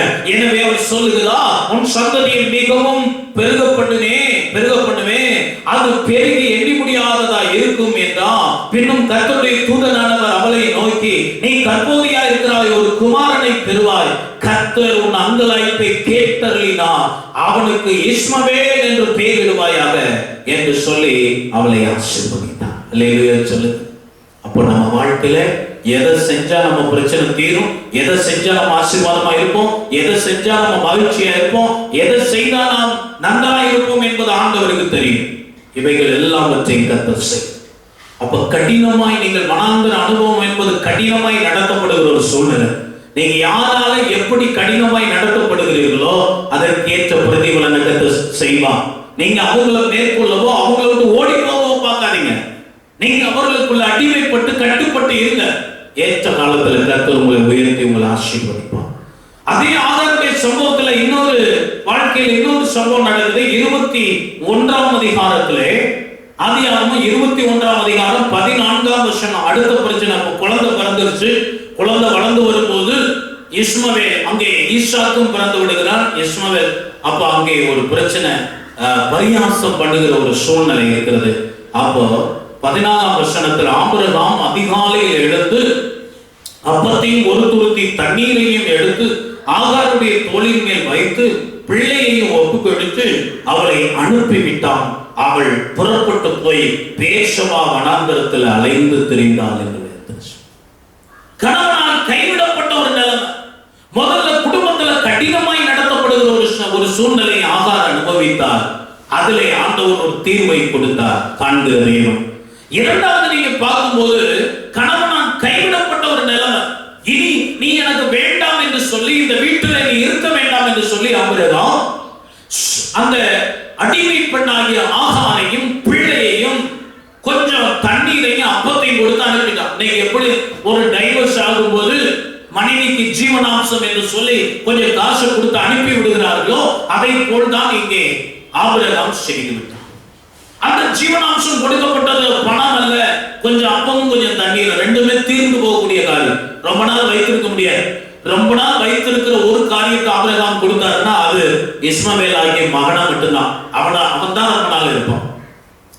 இப்போ இன்னும் நிறைய பேர் என்ன செய்வாங்க அப்படின்னு சொன்னா, கணவனால் கைவிடப்பட்ட ஒரு நிலைமை ஏற்பட்டா அல்லது மனைவியால் கைவிடப்பட்ட கணவன்மார்கள், கணவன் மனைவியை விட்டுட்டு கணவன் தனியா போயிடுவாரு அல்லது கணவனை விட்டுட்டு மனைவி தனியா போயிடுவா. இப்படிப்பட்ட ஒரு சூழ்நிலையில் அநேகர் எடுக்கிற முடிவு என்னன்னா, இனி நம்ம எதுக்காக வாழணும், இப்படி என் வாழ்க்கை கஷ்டமா போச்சு, என் வாழ்க்கையில பிரிவினை வந்துருச்சு, நான் எதுக்காக வாழணும்னு சொல்லி தற்கொலைக்கு நேராக போய்விடுவார். பிள்ளைகள் இல்லை என்று சொன்னா கூட பரவாயில்லை, எப்படி இருந்தாலும் தற்கொலை செய்து கொள்வது தவறான ஒரு காரியம். தற்கொலை செய்து கொள்கிறவர்கள் பரலோகத்துக்கு போக மாட்டார்கள், நரகத்துக்கு தான் போவார்கள். அப்போ அந்த தற்கொலை செய்து கொள்வதே தவறு. ஆனா பிள்ளைகளையும் வைத்துக் கொண்டு பிள்ளைகளை, இளம் பிள்ளைகளை, சிறு பிள்ளைகளை விட்டுவிட்டு தற்கொலை செய்து கொள்வது மிகப்பெரிய பாவம். அதை செய்யப்படும். இப்போ ஆகார பாருங்க, தற்கொலை செய்து கொள்ளல, என் கணவனை என்னை கைவிட்டு விட்டான், அவன் கொடுத்த ஜீவனாம்சம் எல்லாம் தீர்ந்து போச்சு, நான் என்ன செய்வேன் என்று சொல்லி அவள் தற்கொலைக்கு நேரம் போகல. இன்னொரு சிலர் செய்வாங்க, பிள்ளையை விட்டுட்டு சாகக்கூடாதுன்னு அந்த பிள்ளைகளையும் கொண்டுட்டு இவங்களையும் செத்து விடுவாங்க. இந்த மாதிரியான ஒரு சூழ்நிலை இருக்கு. ஆனா ஆகார் அப்படியெல்லாம் செய்யவில்லை. அப்போ உங்க வாழ்க்கையில இப்படிப்பட்ட பிரச்சனைகள் இருக்குமானால் நீங்கள் என்ன முடிவெடுத்துக் கொண்டிருக்கிறீர்கள்? நீங்கள் என்ன முடிவெடுத்துக் கொண்டிருக்கிறீர்கள்? மனிதர்களால் கைவிடப்பட்ட ஒரு சூழ்நிலைகள் உங்க வாழ்க்கையில் வருமானால் நீங்கள் என்ன செய்வீர்கள்? அங்கேயும் ஆண்டவர் பாருங்க, 14ஆம் வசனத்தில் அலைந்து திரிந்தாள் என்று சொல்லி இருக்கிறது. 15, 16 இந்த வசனங்கள்ல தண்ணீர் செலவழித்து போயிட்டு, துருத்தியில் இருந்த தண்ணீர் செலவழித்த பின்பு அவள் பிள்ளையை ஒரு செடியின் கீழே விட்டு, பிள்ளை சாகிறதை நான் காண மாட்டேன் என்று எதிராக அம்பு பாயும் தூரத்திலே போய் உட்கார்ந்து சத்தமிட்டாள். இனி நான் வாழ்வது எனக்காக அல்ல, என் கணவனுக்காக அல்ல, என் பிள்ளைக்காக நான் வாழ்ந்தாக வேண்டும்.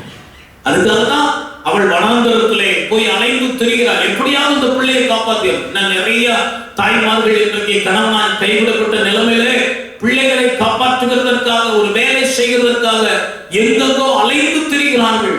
பிள்ளைகளை எப்படியாவது காப்பாற்றியணும், வளர்த்தணும், படிக்க வச்சணும், நல்ல நிலைமைக்கு கொண்டு வந்தோம்.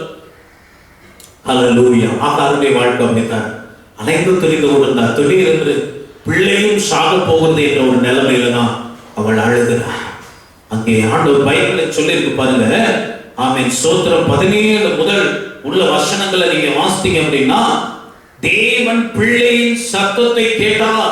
தேவதூதன் வானத்தில் இருந்து ஆகாரை கூப்பிட்டு, ஆகாரே உனக்கு என்ன சம்பவித்தது, பயப்படாதே, பிள்ளை இருக்கும் இடத்தில் தேவன் அவன் சத்தத்தை கேட்டார், நீ எழுந்து பிள்ளையை எடுத்து அவனை உன் கையிலே பிடித்துக் கொண்டு போ, அவனை பெரிய ஜாதியாக்குவேன் என்று சொன்னார். அல்லேலூயா சொல்லுங்க. மறுபடியும் அந்த ஆசீர்வாதத்தை நினைவுற்றார். சூர் வனாந்தரத்திலே, சூருக்கு போற வழியிலே, அந்த வனாந்தரத்திலே துறவுக்கும் பக்கத்தில் ஆண்டவர் சந்திக்கும் போது கர்த்தருடைய தூதனானவர் கொடுத்த வாக்குத்தத்தத்தை மீண்டும் ஞாபகப்படுத்துகிறார். நீ ஏன் அழுகிறாய்?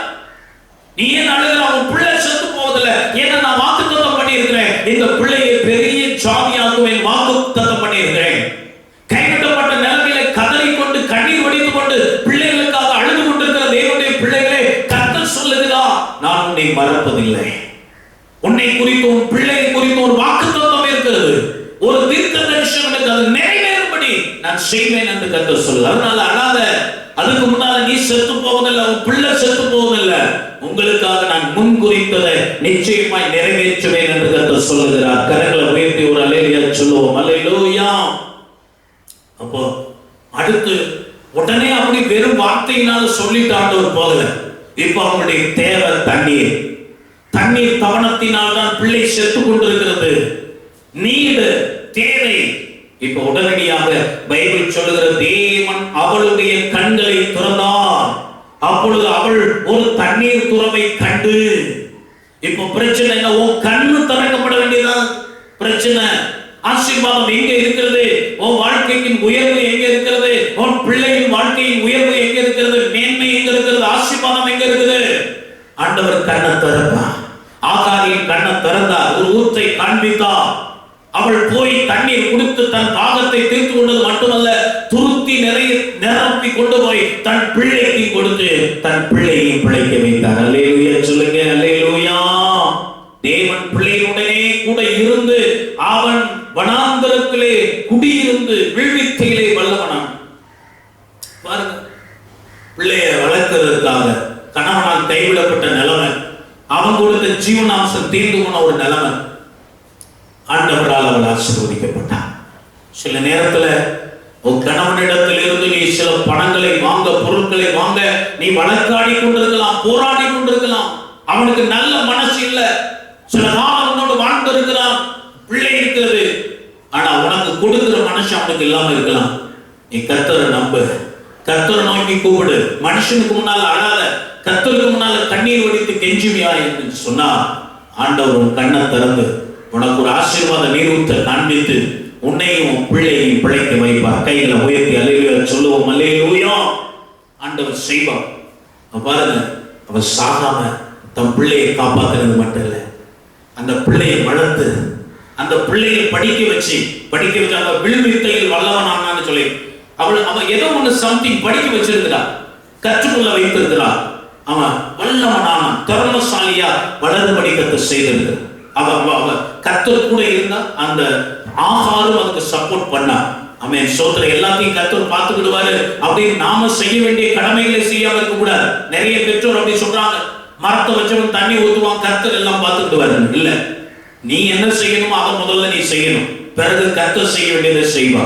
இங்க பைபிள் சொல்லுது, அவள் தன் பிள்ளையை கையில் பிடித்து கொண்டு போனா, வனாந்தரத்துல ஒரு வீட்டை கட்டினா, அங்கேயே குடியிருந்தா, அந்த பிள்ளையை அவன் வளர்க்குறா, அந்த பிள்ளையை படிக்க வைக்கிறா, ஏதோ சிலது கற்றுக்கொள்ளும்படி செய்தான். அவளை அந்த பிள்ளையை திறமசாலியாக வல்லவனாக மாற்றும்படி கர்த்தர் கிரியை செய்தான். அவனுக்கு நல்ல ஒரு பெண்ணை பார்த்து, அது ஏதோ அவளால முடிஞ்ச அளவுக்கு ஒரு பெண்ணை பார்த்து திருமணம் செய்து வைத்தான். அவன் வாழ்க்கையை செட்டில் பண்ணான். அருமையான தேவனுடைய பிள்ளையை, ஒருவேளை உன் கணவனால் கைவிடப்பட்ட நிலைமையில நீ இருக்கலாம், பிள்ளைகளோடு கூட நீ தவித்துக் கொண்டிருக்கலாம், ஆகார் வனாந்தரத்துல அலைந்தது போல் நீ அலைந்து கொண்டிருக்கலாம்.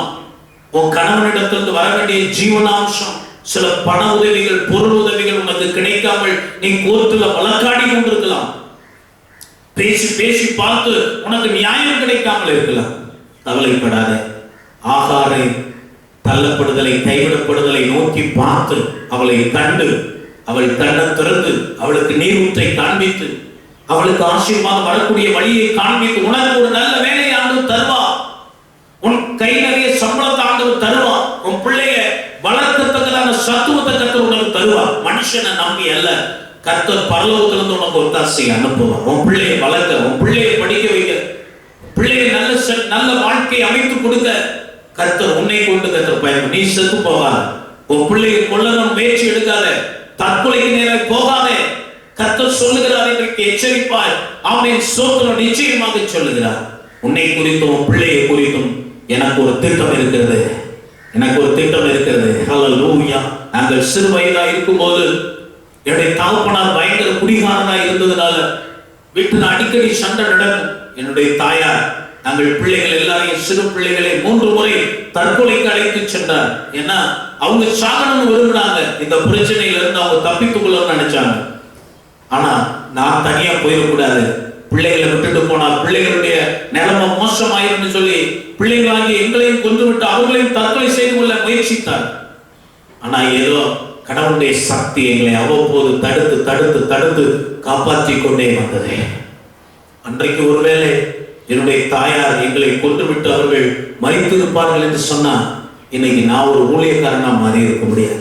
இந்தியாவின் பல பகுதிகளில் இருக்கிற பல பல்லாயிரக்கணக்கான மக்களுக்கு ஆசீர்வாதமா நான் இதுவரைக்கும் 25 வருஷமா பயன்பட்டு கொண்டிருக்கிறேன். தேவன் என்னை குறித்து ஒரு நோக்கம் வைத்திருந்தார். அதனாலதான் என்னை சாகாமல் பாதுகாத்தா, என்னுடைய தாயாரை சாகாமல் பாதுகாத்தா, உடன் பிறந்தவர்களை சாகாமல் பாதுகாத்தா. என் வாழ்க்கைக்கு ஒரு திட்டத்தை கத்தர் வச்சிருந்தது மாதிரி அருமை தாயே உன் பிள்ளையை குறித்து ஒரு திட்டம் வைத்திருக்கிறார். அல்லேலூயா, அல்லேலூயா. 10 வயதுல என் தகப்பனாரை விட்டு நாங்கள் பிரித்து வைத்து விட்டோம். அந்த 10 வயதிலிருந்து இந்த நாள் வரைக்கும் தகப்பனுடைய எந்த சப்போர்ட்டும் இல்லை, எந்த சப்போர்ட்டும் இல்லை. பல தாய்மார்கள் அப்படி தங்கள் பிள்ளைகளை வளர்த்து கொண்டிருக்கிறார்கள். எதற்காக நீ சாக வேண்டும்? எதற்காக உன் பிள்ளைகளை கொல்ல வேண்டும்? கர்த்தர் உனக்கு ஆதரவாக இருக்கிறார். ஆகாருக்கு ஆதரவு செய்தவர், ஆகாருக்கு உதவி செய்தவர், ஆகாருக்கு ஆலோசனை கொடுத்தவர், ஆகாரை ஆசீர்வதித்த கர்த்தர் உன்னோடு இருக்கிறார்.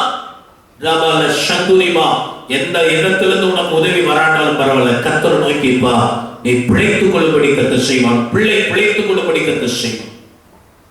ஆமென். கர்த்தர் அதிகமாக ஆகாருடைய வாழ்க்கையில வனாந்தரத்துல ஒரு வழி பிறந்தது. குடும்ப பிரச்சனை வனாந்தரமா மாறிடுச்சு. அவன் குடும்ப வாழ்க்கை ஒரு வனாந்தரமா மாறிடுச்சு. அந்த வனாந்தரத்துல அவ பிழைத்துக் கொள்ளும்படி, அவ பிள்ளை பிழைத்துக் கொள்ளும்படி, அவங்க வாழ்க்கை செட்டில் ஆகும்படி, அவங்க வாழ்க்கை ஆசீர்வதிக்கும்படி ஒரு புதிய வழியை கர்த்தர் திறந்து கொடுத்தார். உங்களுக்கு வனாந்தரம் போல இருக்கிற வாழ்க்கையில ஒரு வழியை திறக்க ஆண்டவர் ஆயத்தமாயிருக்கிறார். இரண்டாவது காரியம், தேவ திட்டம் நிறைவேறுவதில் வனாந்தர வழி. முதல்ல குடும்ப வாழ்க்கையின் பிரச்சனைகள்ல ஆகாருடைய வாழ்க்கையிலே வனாந்தரத்துல திறந்த வழியை குறித்து பார்த்தோம். இரண்டாவது, தேவ திட்டம் நிறைவேறுவதில் ஒரு வனாந்தரம். நம்மை குறித்து ஆண்டவர் திட்டம் வைத்திருக்காருன்னு சொன்னால, அது நிறைவேறக்கூடாதபடி ஒரு வனாந்தரம் அங்க வருது. அந்த வனாந்தரத்துல சோதனைகள் வருகிறது, இந்த வனாந்தரத்துல தடைகள் வருகிறது. நீங்க முதல்ல சொன்னது கேட்கறதுக்கு ரொம்ப ஆர்வமாக இருந்தது பாஸ்டர். எங்க வாழ்க்கையில ஒரு திட்டத்தை ஆண்டவர் வச்சிருக்கிறாரு, அது நிச்சயமா நிறைவேறணும் சொன்னது சந்தோஷமா இருக்கு. ஆனா இப்ப சொல்றதா கொஞ்சம் கஷ்டமா இருக்கு. ஏன்னா ஆண்டவர் நம்ம வாழ்க்கையில் ஒரு திட்டம் வைத்து விட்டா, அதன்படி நம்மை நடத்த விரும்புகிறார். ஆனா நம்முடைய எதிராளியாக பிசாசு, நமக்கு எதிராளியாக மனிதர்கள் சும்மா இருப்பாங்களா? நம்ம வாழ்க்கை முன்னேறக்கூடாதபடி, நல்ல வழியில போகாதபடிக்கு நம்மை தடுப்பார்கள். எங்களுடைய வாழ்க்கையை உதாரணமாக சொல்லலாம். 10 வயதுல தகப்பனாரை பிரிந்து பாட்டி வீட்டுக்கு வந்து வளர்ந்து கொண்டிருந்த எங்க சொந்தக்காரர்கள் எல்லாம் பொறாமைப்பட்டார்.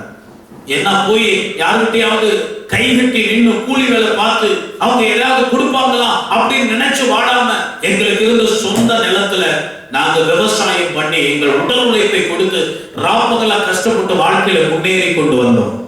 அது மற்றவங்களுக்கு பொறுக்கல, அது மற்றவங்களுக்கு பொறுக்கல. பொறாமப்பட்டாங்க. எப்படி ஈசாக்க கர்த்தர் ஆசீர்வதித்த போது அவனுடைய எதிராளிகள் எல்லாம் பொறாமைப்பட்டார்கள், அதை போல்தான் எங்களுக்கு விரோதமா பொறாமப்பட்டார். பொறாமப்பட்டு எங்களை அழிக்கிறதுக்காக பில்லி சூனியம் மை மாந்திரிகத்தை ஏவி விட்டு குடும்பத்துல பிரச்சனை, சரீரத்துல வியாதி, விவசாயத்துல நஷ்டம், மிருகஜீவன்கள் எல்லாம் சாகடிப்பார்கள் பில்லி சூனியம் வைத்து. இதுதான் மனிதனுடைய சுபாவம். அவன் எல்லாத்தையும் அழிச்சிட்டு அவன் என்னத்தை வாரி கட்டிட்டு போறான்னு தெரியாது. அவனுக்கும் அப்படித்தான் நடக்கும். அது அவனுக்கு தெரியல. மனிதன் எதை விதைக்கிறானோ அதைத்தான் அறுப்பான். ஒரு ஆளுக்கு பில்லி சூனியம் வச்சா அவங்க வாழ்க்கையில கிரியை செய்த பிறகு அந்த பில்லி சூனியம் திரும்ப யார் வச்சாங்களோ அவங்க வீட்டுக்கு தான் வரும். அது அவங்களுக்கு தெரியல, அது அவங்களுக்கு தெரியல. வாழ்க்கையில் நீங்கள் முன்னேற்றத்தை தடுக்க பார்த்தார்கள்.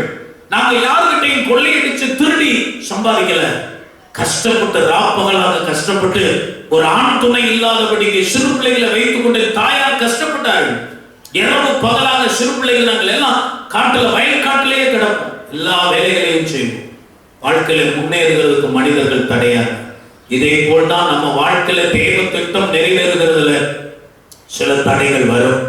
ஆதியாகமத்தின் புஸ்தகம் 37ஆம் அதிகாரம், ஆதியாகமத்தின் புஸ்தகம் 37ஆம் அதிகாரம் 22ஆம் வசனம். ஆதியாகமம் 37:22 நீங்க பார்க்கும்போது அவர்களை நோக்கி, அவனை கொல்ல வேண்டாம், நீங்கள் ரத்தம் சிந்தலாகாது, நீங்கள் அவன் மேல் கை வைக்காமல் அவனை வனாந்தரத்தில் உள்ள 2 குழிகள் இந்த குழியிலே போட்டு விடுங்கள் என்று சொல்லி இவ்விதமாய் ரூபன் அவனை அவர்கள் கைக்கு தப்புவித்தான் என்று சொல்லு. முதல்ல கொலை செய்யறதுக்கு பிரயாசம். என்ன பிரச்சனை? ஒண்ணு இவங்களுடைய சொத்தெல்லாம் அடிச்சு கொடுங்கல. யோசேப்பு ஒரு சொப்பனம் கண்டான். அந்த சொப்பனத்திலே ஆண்டவர் அவனுக்கு ஒரு அருமையான திட்டத்தை வெளிப்படுத்துறாரு. எப்பா, நீ எனக்கு ரொம்ப பிரியமா இருக்கிற. என்ன பிரியம்? இந்த யோசேப்பினுடைய சகோதரர்களோடு அவன் ஆடு மேய்த்துக் கொண்டிருப்பான். அப்ப இந்த சகோதரர்கள் எல்லாம் சில துன்மார்க்க செயல்கள் செய்வாங்க, சில பாவ காரியங்களில் ஈடுபடுவாங்க, தப்பு தண்டா பண்ணுவான். ஆனா யோசேப்பு ஒரு தப்பு தண்டா பண்ண மாட்டான். எந்த ஒரு தப்பும் பண்ணாம அவர்களோடு கூட பாவம் செய்கிற ஆட்களோடு இருந்தாலும் இவன் பாவம் செய்ய மாட்டான். தவறு பண்ணுகிற ஆட்களோடு இருந்தாலும் இவன் தவறு செய்ய மாட்டான். இது அவங்க அப்பாவுக்கு ரொம்ப பிடிச்சு போச்சு. ஏன்னா ரொம்ப பரிசுத்தமா இருக்கிறான். அவன் மேல அன்பு வச்சு அவனுக்கு பல வருட அங்கி, அவன் போட்டிருந்த ட்ரெஸ் நல்ல கலர்ஃபுல்லான ஒரு நல்ல ட்ரெஸ் எடுத்து கொடுத்துட்டாரு. அவ்வளவுதான். இந்த சகோதரர்கள் எல்லாம் அவனை காய்மக்காரமா பார்க்க ஆரம்பிச்சிட்டாங்க. இவன் இருக்கிறதுனாலதான் அவனை ரொம்ப அப்பா நேசிக்கிறாரு, அவனுக்கு எல்லாம் போய் சேர்ந்துடும், நாளைக்கு சொத்தெல்லாம் அவனுக்கு கொடுத்துருவாருன்னு சொல்லி ஒரு பொறாமை இருக்கிற பிள்ளைகளுக்கு பொறாமை. அவனை எப்படியாவது கொண்டணும்.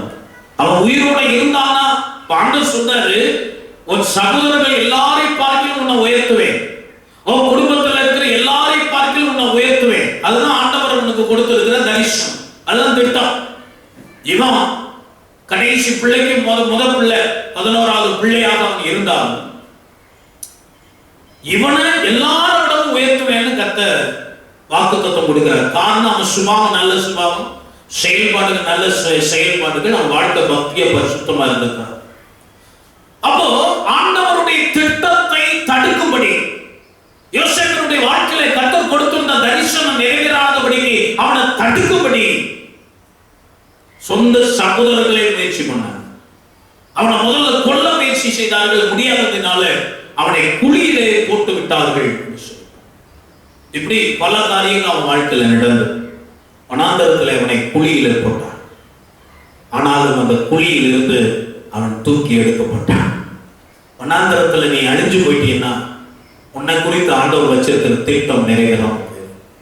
நிறைய பேருடைய வாழ்க்கையில இப்படி குழிக்குள்ள போடப்படுகிற ஒரு அனுபவம் வரும்போது, எல்லாராலும் பகைக்கப்படுகிற ஒரு அனுபவம் வரும்போது, ஓஹோ இது தேவ சித்தம் இல்லை போல இருக்கு அப்படின்னு சொல்லி சிலர் பயந்து போயிடுவாங்க.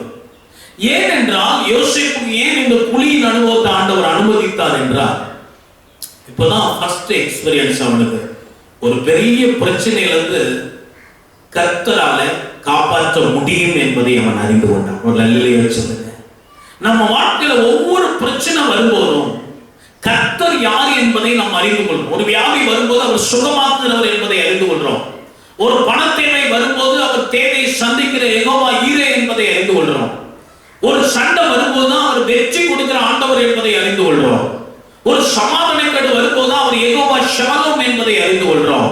ஒரு வழக்காடுதல் வரும்போது அவர் நீதியின் யெகோவா சிக்கேனு என்பதை அறிந்து கொள்றோம். அல்லேலூயா சொல்லுங்க. அப்போ உங்க வாழ்க்கையில கர்த்தர் நல்லவர் என்பதை அறிந்து கொள்ளும்படி சில அனுபவத்துக்களை கர்த்தர் வழி நடத்துகிறார். அப்ப இந்த முதல் அனுபவத்திலேயே குழியில இருந்து அவன் காப்பாற்றப்பட்ட உடனேயே அவன் இருதயத்தில் ஆழமாய் பதித்துக் கொண்டான். எனக்கு தரிசனம் கொடுத்த கர்த்தர் எத்தனை தடை வந்தாலும் என்னை காப்பாற்றி அவர் சொன்னதை செய்வார். கரங்களை தட்டி ஆண்டவரை மகிமைப்படுத்துங்க. உனக்கு சொன்னதை செய்கிற அளவுக்கு ஆண்டவர் உன்னை கைவிட மாட்டான். மறுபடியும் அவன் இஸ்மவேலின் இடத்துல விற்கப்படுகிறான். 2 முறை விற்கப்பட்டான் யோசேப்பு.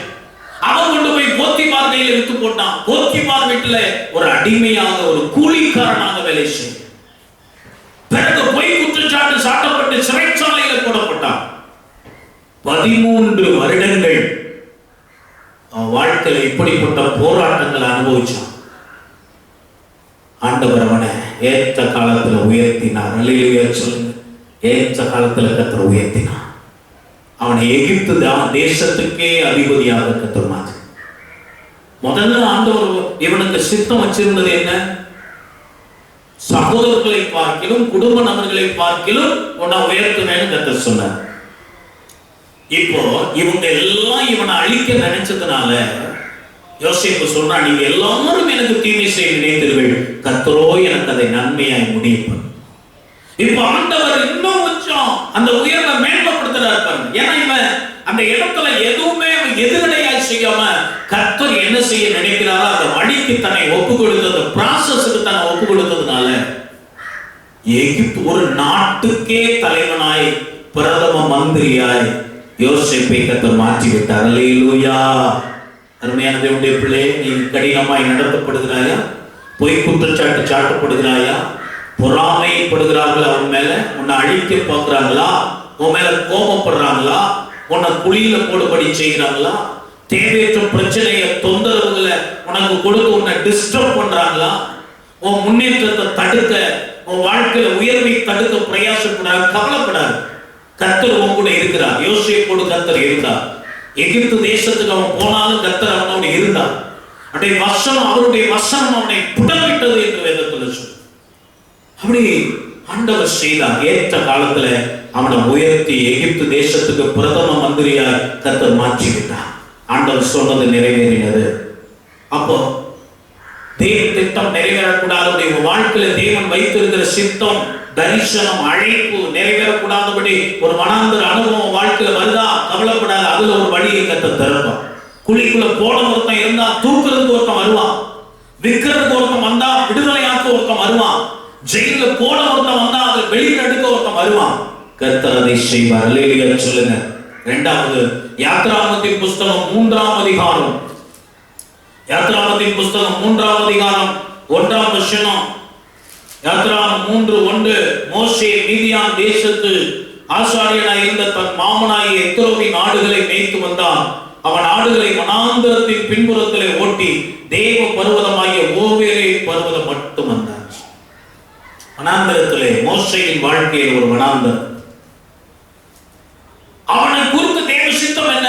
எகிப்து தேசத்தில் அடிமைத்தனத்தில் இருக்கிற ஜனங்களை எல்லாம் மீட்டு அவர்களை மீண்டும் கானான் தேசத்துக்கு கொண்டு வரணும். அதுதான் அவனுடைய தரிசனம், அதுதான் அழைப்பு. அவன் பிறந்தது அதுக்காக தான். பிறப்பிலேயே தேவ சித்தம் அவனுக்கு இருந்தது, தரிசனம் இருந்தது. ஆனா 40 வருஷம் அவன் முதல்ல சட்டம் இருந்தது. இஸ்ரவேலருடைய ஆண் பிள்ளைகள் எல்லாம் நைல் நதியில போட்டுறணும். எல்லா ஆண் பிள்ளைகளையும் நைல் நதியில போட்டாங்க. மோசேயை மட்டும் காப்பாத்துறாரு. அந்த இடத்துல நாணல் பெட்டியில வச்சு நைல் நதியில விட்டாங்க. பிறகு அதை பார்வோனுடைய குமாரத்தை கண்டு எடுத்து எனக்காக இதை வளர்த்து தாருங்கள் என்று சொல்லி அரண்மனையில வளர்ந்தான் 40 வருஷம் மோசே. அடிமைத்தனத்துல பிறந்தவன் அரச அரண்மனையில வளரும்படி கர்த்தர் செய்தார். பெரிய ஒரு அற்புதம் ஆண்டவர் செய்கிற கிரியை. அடுத்து இவன் உடனே சின்ன வயசுல அம்மா சொல்லி கொடுத்தாங்க, உன்னை ஏன் கர்த்தர் காப்பாத்தி வச்சிருக்கிறான்னா உன்னை குறித்து ஒரு திட்டம். இந்த எகிப்து தேசத்தில் அடிமைப்பட்டிருக்கிற மக்களுக்கு நீ ஏதாவது செய்யணும், கர்த்தர் உன்னை பயன்படுத்துவா, இப்படி எல்லாம் சொல்லிப்பா. இப்போ அவன் என்ன பண்றான்னா 40 வயசு ஆன உடனே எல்லாத்தையும் படிச்சுட்டான். சகல ஸ்தாத்திரங்களிலும் அவன் வல்லவனா மாறிட்டான். இப்போ உடனே ரட்சிப்பின் வேலையை கர்த்தருடைய காலம் வரும் முன்னே இவன் வேலையை ஆரம்பிச்சான். கர்த்தர் போன்னு சொல்லல, நீ பேசுன்னு சொல்லல, நீ செய்யன்னு சொல்லல, அதுக்கு முன்னாலேயே இவர் ஆரம்பிச்சிட்டார் வேலை. எகிப்தியரை, இஸ்ரவேல் ஜனங்களை எகிப்தியரின் கையில் ரட்சிக்கப்படும். இஸ்ரவேலனை அடிச்ச எகிப்தியரை கொன்று மணல்ல புதைத்து போட்டான். பிறகு அரண்மனையின் வாழ்க்கையை விட்டு அவன் ஓடி வனாந்தரத்துல 40 வருஷம் ஆடு மேய்ச்சி ஆண்டவர் அங்கே வைத்து அவனை உருவாக்கினான். ஏன்னா இவனை சரியா உருவாக்காம இஸ்ரவேல் ஜனங்களுக்கு தலைவனா மாத்தி இருந்தார். முறுமுறுத்த அத்தனை பேரையும் இவனே கத்தி எடுத்து குத்திருப்பான். எல்லாரையும் கொண்டு போட்டிருப்பான் வனாந்தரத்துல. ஆனா இப்ப ஆடு மேய்ச்சி அவன் பொறுமையை கற்றுக்கொண்டான். யோசேப்பு அவன் வாழ்க்கையில வந்த காரியத்துல விசுவாசத்தை கற்றுக்கிட்டார். கர்த்தர் என் கூட இருக்கிற எல்லாத்தையும் பண்ணுவார், அவர் பார்த்துக்கிடுவார் என்ற ஒரு விசுவாசத்தை கற்றுக்கொண்டார். மோசே பொறுமையை கற்றுக்கொண்டார். அதனாலதான் பூமியில் உள்ள எல்லாரையும் மோசே சாந்த குணம் உள்ளவன் என்று ஆண்டவரே நல்ல சர்டிபிகேட் கொடுக்குற மாதிரி அவன் வாழ்க்கை ஆரம்பிச்சு. எங்க கத்துக்கிட்டான்? அங்க எடுத்தோன்னு கத்தி எடுத்த ஒரு குத்துனவர், கொலையை மறைச்சவர், அப்படிப்பட்ட ஆள் தான் மோசே. ஆனா இப்போ கல்லெடுத்து எரிய நிக்கிறாங்க, ஒன்னும் சொல்லாம ஆண்டவர்கிட்ட போய் ஜெபம். அவங்கள்ட்ட ஒரு வார்த்தை எதிர்த்து பேச அந்த சாந்த குணத்தை கத்துறவன் எப்படி கத்துக்கிட்டான்? வனாந்தரத்துல 40 வருஷம் ஆடு மேய்ச்சதுனால ஏற்ற காலம் வந்தபோது ஆண்டவர் அவனை கூப்பிட்டு அவன் கையில் அற்புதம் செய்யக்கூடிய சக்தி வரங்களை கொடுத்து நீ இப்போ எகிப்து தேசத்துக்கு போய் பார்வோன்ட்ட பேசு, அந்த ஜனங்களுக்கு ரட்சகனா மாறு, அந்த ஜனங்களுக்கு தலைவனா மாறு, அந்த ஜனங்களை வழிநடத்த, அந்த ஜனங்களுக்கு போதிக்க, அந்த ஜனங்களை கானானுக்கு கொண்டு போய் சேர்க்க உன்னை தலைவனாய் நான் ஏற்படுத்துகிறேன். அந்த 80 வருஷத்துக்கு பிறகு, பிறந்து 80 வருஷத்துக்கு பிறகு 40 வருஷம் அரண்மனையில வச்சு உருவாக்குனாரு, 40 வருஷம் வனாந்தரத்துல வச்சு உருவாக்குனார், 40 வருஷம் இஸ்ரவேலுக்கு தலைவனாய் கர்த்தர் பயன்படுத்தினார். மோசேயினுடைய வாழ்க்கை 120 வருஷம். மோசேயின் வனாந்தரத்தை போல உங்க வாழ்க்கை வனாந்தர வாழ்க்கையா இருக்கா? கர்த்தர் உங்களை தலைவர்களா ஆக்குவேன்னு சொல்லி உங்களை ஜாதிகளுக்கு தீர்க்கதரிசியா வைப்பேன், ஒளியா வைப்பேன், அப்படி இப்படியெல்லாம் ஆண்டவர் பேசியிருக்கலாம். நீங்க இன்னைக்கு இருக்கிற இடம் வனாந்தரமா இருக்கலாம். மோசேக்கு அவ்வளவு உன்னதமான ஒரு தரிசனம், ஒரு அழைப்பு இருந்தாலும் அவன் வனாந்தரத்துல 40 வருஷம் ஆடு வைக்க வேண்டிய சூழல். ஏற்ற காலத்துல கர்த்தர் உயர்த்தினான், ஒரு வழி திறந்தது. வனாந்தரத்திலே ஆடு வைத்த மோசேக்கு ஒரு வழி திறந்தது, இஸ்ரவேலுக்கு தலைவனாய் மாறும்படி ஒரு வழி திறந்தது. உன்னை கர்த்தர் அப்படி ஏற்படுத்தும்படி ஒரு வழியை வனாந்தரத்துல கர்த்தர் திறப்பார். 1 சாமுவேல் 17:28 தாவீதின் வாழ்க்கையை நீங்க பார்க்கும்போது, வனாந்தரத்திலே ஆடுகள் மேய்த்து கொண்டிருந்தவன் தாவீது. சமஸ்த இஸ்ரவேல் ஜனங்களுக்கும் ராஜாவாக ஆக வேண்டும் என்பது தாவீதை குறித்து தேவ திட்டம். வனாந்தரத்தில் ஆடு மேய்க்கும் போது ஆட்டம் மட்டுமல்ல, இவனையும் அழிச்சு போடும்படி சிங்கம் வந்தது, கரடி வந்தது. ஆண்டவர் மேல வச்ச விசுவாசம், ஆண்டவரை துதிக்கிற துதி, ஆண்டவர் ஆராதிக்கிற ஆராதனை, ஜெபம் பண்ற ஜெபம், தியானம், இவைகள் எல்லாம் பெர்ஃபெக்ட்டா இருந்ததுனால கர்த்தர் அவனை காப்பாற்றினார். சிங்கத்தின் வாய்க்கு போகாம, கரடியின் வாய்க்கு போகாம, கோலியத்தின் கையில செத்து போகாம ஆண்டவர் காப்பாற்றி ஆண்டவர் இஸ்ரவேலுக்கு ராஜாவாய் தாவீதை மாற்றினார். எத்தனையோ பிரச்சனை. நான் ஏற்கனவே சொன்னேன், சவுல் அவனை குத்தி போட பார்த்தான், அவனை வேட்டையாடுகிறதுக்கு, அவனை கொல்றதுக்காக அவன் ஆயுசு முழுவதும் பிரயாசப்பட்டான். நீங்க சங்கீதங்கள் எல்லாம் எப்படி எழுதப்பட்டது, வனாந்தரத்தில் அவன் அலைஞ்சு திரிஞ்சு உயிருக்கு பயந்து ஓடிக்கிட்டு இருக்கும் போது அநேக சங்கீதங்கள் எழுதியிருக்கிறார் தாவீது. அவ்வளோ பாடுபட்டவன் தாவீது. ஆனா அந்த பாடுகளின் பிரதிபலனா இஸ்ரவேல் நாட்டை ஆளும் ராஜாவாய் தாவீதை கர்த்தர் உயர்த்தினார். அருமையான தேவனுடைய பிள்ளை, உனக்குன்னு கர்த்தர் வச்சிருக்க திட்டம் எப்படி நிறைவேறும், பயப்படாத. அப்போஸ்தலர் 8ஆம் அதிகாரம் 26, அப்போஸ்தலர் 8:26 பிலிப்பை பார்த்தான், ஆவியானவர் சொல்றார், வனாந்தர வழியாய் போ அப்படின்னு சொல்றார். ஊர்ல தெருவுல, அதாவது பிலிப்பு பட்டணத்துல, அந்த சமாரிய பட்டணத்துல பிலிப்பு போய் பிரசங்கம் பண்ணி அநேகர் ரட்சிக்கப்பட்டிருக்காங்க, ஞானஸ்நானம் எடுத்திருக்கிறாங்க. அந்த இடத்துல ஒரு சபையை கட்டி, இங்கேயே நீ இரு, இன்னும் அநேகரை ரட்சிப்பேன், வாழ்க்கை நல்லா இருக்கும், ஊழியம் நல்லா இருக்குன்னு சொல்லியிருந்தா பரவாயில்ல. இப்ப இதெல்லாம் நல்லா சாதகமாய் போய் கொடுக்கும் போது இப்ப ஆவியானவர் சொல்றா, நீ வனாந்தரத்துக்கு போ. சில நேரத்துல ஊழியத்துல கூட வனாந்தர அனுபவம் நமக்கு வரும். நல்ல ஊழியம் போய்கிட்டே இருக்கும் போது திடீர்னு ஆண்டவர் ஒரு வனாந்தர அனுபவத்தை அனுப்புவார். பிலிப்பு யோசிக்கவே இல்லை. ஊருக்குள்ள போனா 4 பேரை சந்திக்கலாம், வனாந்தரத்துல போய் யாரை சந்திக்கிறது நினைக்கலாம். ஆவியானவர் சொன்னார்னா அது நல்லா தான் நடக்கணும் போறான். கந்தாகி என்ப எத்தியோப்பிய தேசத்தினுடைய மந்திரி ஒருவன் வேதாகமத்தை வாசித்துக் கொண்டு வருகிறார், விளக்கம் தெரியல. பிலிப்பு போய் சொல்றார், நான் வந்து சொல்லித்தரட்டா, சொல்லித்தான். ஊர்ல இருந்த சாதாரண மனுஷனை தான் பார்க்க முடியும். ஆவியானுடைய வழி நடத்துதலுடைய வனாந்தரத்துக்கு போது மந்திரிக்கு சுவிசேஷம் இல்லை, மந்திரியை ரட்சிப்புக்குள்ள நடத்த, மந்திரிக்கு ஞானஸ்நானம் கொடுக்க பிலிப்பை கர்த்தர் பயன்படுத்தினார். அல்லேலூயா சொல்லுங்க. அப்போ சுவிசேஷகனாய் அழைக்கப்பட்டிருந்த பிலிப்பின் ஊழியத்துல ஒரு வனாந்தர அனுபவம், அதுல ஒரு வழியை கொடுத்து மந்திரிக்கு சுவிசேஷம் சொல்ல அவனை பயன்படுத்தினான். அப்போ வனாந்தர அனுபவம் என்பது உங்களை சாகடிக்க அல்ல, வாழ வைக்க, புதிய அனுபவங்களை நீங்கள் பெற்றுக் கொள்ளதான் வனாந்தர அனுபவம் வருது. எனவே தேவ திட்டம் நிறைவேறக்கூடாதபடி சில தடைகள் உங்க வாழ்க்கையில வனாந்தரத்தை போல வந்தால் அதிலிருந்து ஒரு புதிய வழியை திறந்து கொடுத்து உங்களுக்கு கர்த்தர் வைத்திருக்கிறதை நிறைவேற்ற, உங்களுக்கு கர்த்தர் சொன்னதை செய்ய, உங்களுக்கு வச்சிருக்கிற திட்டம் ஃபுல்ஃபில் ஆக ஆண்டவர் உதவி செய்வார். 3வது, உங்கள் ஆவிக்குரிய வாழ்வின் வளர்ச்சியில் சில வனாந்தரங்கள், ஆவிக்குரிய வாழ்வின் வளர்ச்சியில் வருகிற வனாந்தரங்கள். யாத்திராகமம் 7:16 நீங்கள் பார்க்கும்போது பார்வோன் அங்கே இஸ்ரவேல் ஜனங்களை ஆண்டவர் ஆராதிக்க விடாதபடி தடுத்து கொண்டிருக்கிறான். மோசே போய் பேசினான், வனாந்தரத்திலே எங்கள் தேவனுக்கு நாங்கள் ஆராதனை செய்யும்படி எங்களை அனுப்பி. ஆவிக்குரிய வாழ்க்கையில நீ ஜெபம் பண்றதுக்கு, நீ ஆராதிக்கிறதுக்கு, நீ வேதம் வாசிக்கிறதுக்கு, ஆவிக்குரிய வாழ்க்கையில வளர்றதுக்கு சில வனாந்தர அனுபவம் தடைகளாக வரும். அந்த தடைகள் நடுவில் நீ தேவனை ஆராதிக்க, துதிக்க, பாட, வேதவசனங்களை வாசிக்க, தியானிக்க, ஆவிக்குரிய வாழ்க்கையில் வளர கர்த்தர் கிருபை செய்வார். கொஞ்ச காலம் தடுத்து கொண்டே இருந்த பார்வோன் பிறகு அவர்களை போக விட்டான். ஆவிக்குரிய வாழ்க்கையில தேவனோடு இருக்கிற உறவிலே உங்களுக்கு ஏற்படுகிற வனாந்தர அனுபவத்திலிருந்து நீங்கள் முன்னேறி செல்ல ஒரு வழியை கர்த்தர் தருவார். மார்க் 1:13 இயேசு வனாந்தரத்திலே 40 நாள் புசியாமலும் குடியாமலும் இருந்து ஜெபம் பண்ணினார். வனாந்தரத்துல ஒரு வழியை கர்த்தர் உண்டாக்கினார். ஒருவேளை சில சூழ்நிலைகளில் வனாந்தரம் நமக்கு தெரியலாம். அதை ஆண்டவர் சோதனைக்காகத்தான் ஆண்டவர் அங்கே கொண்டு போகிறார். ஆவியானவர் 40 நாள் பிசாசினால் சோதிக்கப்பட்டதான் கொண்டு போனார். ஆனா இங்க இயேசு அதை ஃபாஸ்டிங் டேஸா மாத்திக்கிட்டார். 40 நாள் உபவாசம் இருந்து அவர் ஜெபம் பண்ணார். பிசாசையும் ஜெயிச்சார், வரங்களையும் பெற்றுக்கொண்டார். வந்து வல்லமையாய் ஆண்டவர் அந்த 3.5 வருடம் ஊழியத்தை செய்து பரலோக ராஜ்யத்தை குறித்து பிரசங்கம் பண்ணினார். அவருடைய கீர்த்தி பிரசித்தமாயிடுச்சு. இன்னைக்கு நிறைய ஆட்கள் நோட்டீஸ் அடிச்சு விளம்பரம் பண்ணி தங்களை கீர்த்தியை பரம்ப பண்றாங்க. ஒண்ணு நடக்க மாட்டேங்குது. இயேசு வனாந்தரத்துல போய் உபவாசம் பண்ணி ஜெபம் பண்ணார்.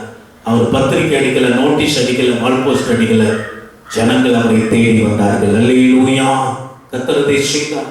35ஆம் வசனம் மார்க் 1:35 வனாந்தரமான இடத்துல போய் ஜெபம் பண்ணினார் என்று லூக்கா 5:16 வனாந்தரத்திலே தனித்து போய் ஜெபம் பண்ணினார் என்று சொல்லி 9ஆம் அதிகாரம் 10-11 வசனங்கள்ல நீங்க பாத்தீங்கன்னா அங்கே ஜனங்கள் வனாந்தரத்துல வந்து ஆண்டவரிடத்தில் போதனை கேட்டார்கள் என்று நாம் பார்க்கிறோம். அப்போ ஆவிக்குரிய வாழ்க்கையிலே சில தடைகள், ஆவிக்குரிய வாழ்க்கையில வளரக்கூடிய ஜெபம், தனி ஜெபம் பண்ண முடியல, குடும்ப ஜெபம் பண்ண முடியல, சபையில வந்து ஜெபிக்க முடியல, ஆராதனைக்கு வர முடியல, வேதத்தை வாசிக்க முடியல, தியானம் பண்ண முடியல. ஏதோ ஒண்ணு சம்திங் வாழ்க்கை வனாந்தரமா மாறி போச்சு. ஒரு காலத்துல நல்லா இருந்த ஆட்கள் இப்போ ஏதோ இருள் சூழ்ந்தது போல காணப்படுது. உங்க வாழ்க்கை ஏதோ ஒரு மந்தம், அசமந்தம் உங்க வாழ்க்கையில வந்திருக்க. கர்த்தர் சொல்லுகிறார், வனாந்தரத்துல இருக்கிற உனக்கு வழியை உண்டாக்குவேன். என்னாகும் 10:12 பாரான் வனாந்தரத்தில் இருக்கும்போது மேகம் அவர்கள் மேல் வந்து அமர்ந்தது. இவ்வனாந்தர போல ஆவிக்குரிய வாழ்க்கை இருக்க வறண்டு போய் கிடக்குது. மேகமாகிய பரிசுத்த ஆவியானவர் உன்மேல் வந்து இறங்குவா.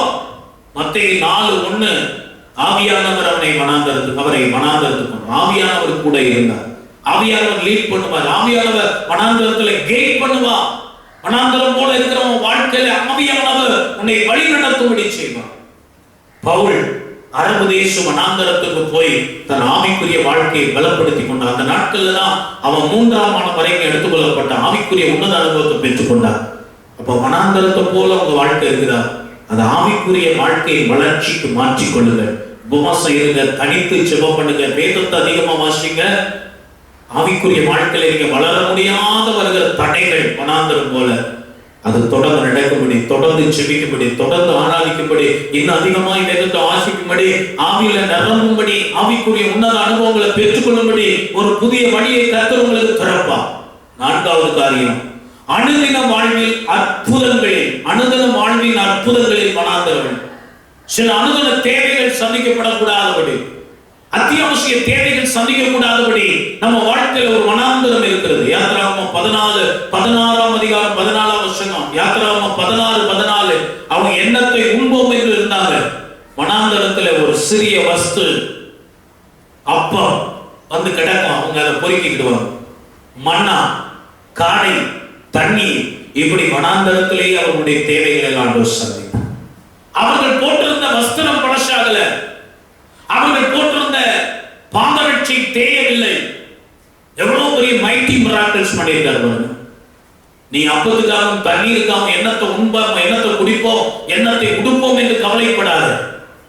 காட்டு புஷ்பங்களை உடுத்து வைக்கிறார், ஆகாயத்து பறவைகளை போஷிக்கிறார். அவைகளை பார்க்கலாம் நாம் விசேஷமானவர். கவலைப்படாத, முதல்ல நிறுத்துங்க. கர்த்தருடைய தேவைகளை சந்திப்பார். தேவை சந்திக்கப்படாம நீ வனாந்தரத்தில் இருக்கிறது போல உணர்வு. அத்தியாவசிய தேவைகள், அணுகன தேவைகள் சந்திக்கப்பட வனாந்தரத்தை போல் உணர்கிறார். கர்த்தர் வழியை உண்டாக்கி கொடுப்பார். லூக்கா 9ஆம் அதிகாரம் 12 முதல் 16 வசனங்கள். லூக்கா 9ஆம் அதிகாரம் 12 முதல் 16 வசனம். வனாந்தரத்தில் இருந்த ஜனங்கள் சாப்பிடுறதுக்கு ஒன்றுமில்லை. சீஷர்கள் சொன்னாங்க, இவங்களை அனுப்பி விடுங்க. ஆண்டவர் சொன்னார், நீங்களே இவர்களுக்கு ஆகாரம் கொடுங்க. என்னத்தை கொடுக்கிறது? 5 அப்பம் 2 மீன் கொண்டாந்து கொடுத்து ஆசீர்வதிச்சு கொடுத்தார். 5000 பேர் திருப்தியை சாப்பிட்டு 12 கூடை நிறைய மீன் எடுத்தார். என்னத்தை சாப்பிடுறது, என்னத்தை புசிக்கிறது, குடிக்கிறது இருக்கு. ஒரு நாள் வரும், உன் தேவைக்கு மிஞ்சி கர்த்தர் உனக்கு கொடுப்பார். நீ சாப்பிட்டு திருப்தி அடைந்து ஏழைகளுக்கு கொடுக்கும்படி, இல்லாதவர்களுக்கு கொடுக்கும்படி உன் கைய ஆண்டவர் ஆசீர்வதிப்பார். இன்னைக்கு ஏந்தி நிக்கிற உன் கைய கொடுக்கிற கையை கர்த்தர் மாற்றுவான். தேவைகளை சந்தித்தான். ஆனா வசனம் கேட்கணும். அவங்க உட்கார்ந்து 3 நாள் சாப்பிடாம உட்கார்ந்து வசனம் கேட்கிறாங்க. அதுக்கு பிறகுதான் திருப்தியான சாப்பாட்டை கர்த்தர் கொடுத்தார். மார்த்தாள் மரியாள், மார்த்தாள் சாப்பாட்டு காரியத்திலேயே ரொம்ப நோக்கமா கவலைப்பட்டுட்டே இருந்தார். என்ன சமைக்கிறது, என்ன பொரியல் பண்றது, கூட்டு பண்றது. மரியாள் அவளுக்கு ஆவிக்குரிய காரியங்கள் பெரிதாய் தெரிந்த ஆண்டுடைய பாதப்படியில் உட்கார்ந்து வசனம் கேட்டார். அவள் தான் நல்ல பங்கை தெரிந்து கொண்டார். உங்க வாழ்க்கையில் அற்புதம் நடக்கும். தேவைகள் சந்திக்கப்படும். உங்கள் பட்டினியினால் வருந்த விட மாட்டா. உங்களை நிர்வாணமாய் திரிய விட மாட்டா. உங்கள் அணுகின தேவைகளை சந்திப்பார். வனாந்தரத்தில் ஒரு வழி பெறும். தேவை சந்திக்கப்பட ஒரு வழி பெறும். 5ஆவதாக லேவியராகமம் 16ஆம் அதிகாரம் 10-22 இந்த வசனங்களை வாசித்து பாத்தீங்கன்னா, லேவியராகமம் 16ஆம் அதிகாரம் 10ஆம் வசனம் 22ஆம் வசனம். இஸ்ரவேல் ஜனங்கள் பாவ நிவர்த்தினாலே அந்த பாவ நிவர்த்தி செய்யப்படும்படி 2 ஆட்டுக்குட்டியை கொண்டு வர வேண்டும். வெள்ளாடு 2 ஆட்டை கொண்டு வர வேண்டும். சீட்டு போடுவாங்க. ஒரு ஆடு பலியாடாகவும் ஒரு ஆடு போக்காடாகவும் மாறும். இப்ப எல்லாரும் இந்த போக்காட்டின் மேல் கையை வைத்து பாவத்தை சுமத்தி அனுப்பி விடுவார்கள். அந்த ஆடு வனாந்தரத்துல போய் அலைந்து தெரியும். பாவம் தீர்றதுக்கு வழி இல்லாம சிலர் பாவத்தை சுமந்துக்கிட்டு அலைஞ்சிட்டு இருக்கிறார். பாவம் தீர வழி தெரியல. நிறைய பேர் பாவ மூட்டையை சுமந்து கொண்டு அலைகிறாங்க. கிறிஸ்தியானை போல மோட்ச பிரயத்தில் கிறிஸ்தியான் பெரிய மூட்டையை சுமந்து கொண்டு அலைஞ்சது போல. ஆடு அடிக்கப்பட்டால் தான் பாவம் நிவர்த்தியாகும். ஆண்டவராகிய இயேசு கிறிஸ்து ஒரு ஆட்டுக்குட்டியை போல எசாயா 53 சொல்லி இருக்கிறது. அடிக்கப்படுகிற ஆட்டை போல வைத்திரவர் அவராயிருந்தார். ஒரு ஆட்டுக்குட்டி அடிச்சு ரத்தத்தை எடுக்கிற மாதிரி தான் இயேசுநாதர் அடிச்சு ரத்தத்தை எடுத்தாங்க.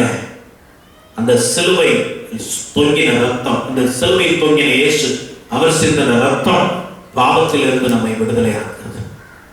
அப்போ பாவம் தீர வழி இல்லை என்ற ஒரு வனாந்தரத்தில் இருந்து ஆண்டவர் அந்த பாவத்துக்கு ஒரு பரிகாரத்தை உண்டாக்கி அந்த பாவ சுமை, பாவ மூட்டை தீர்கிறது.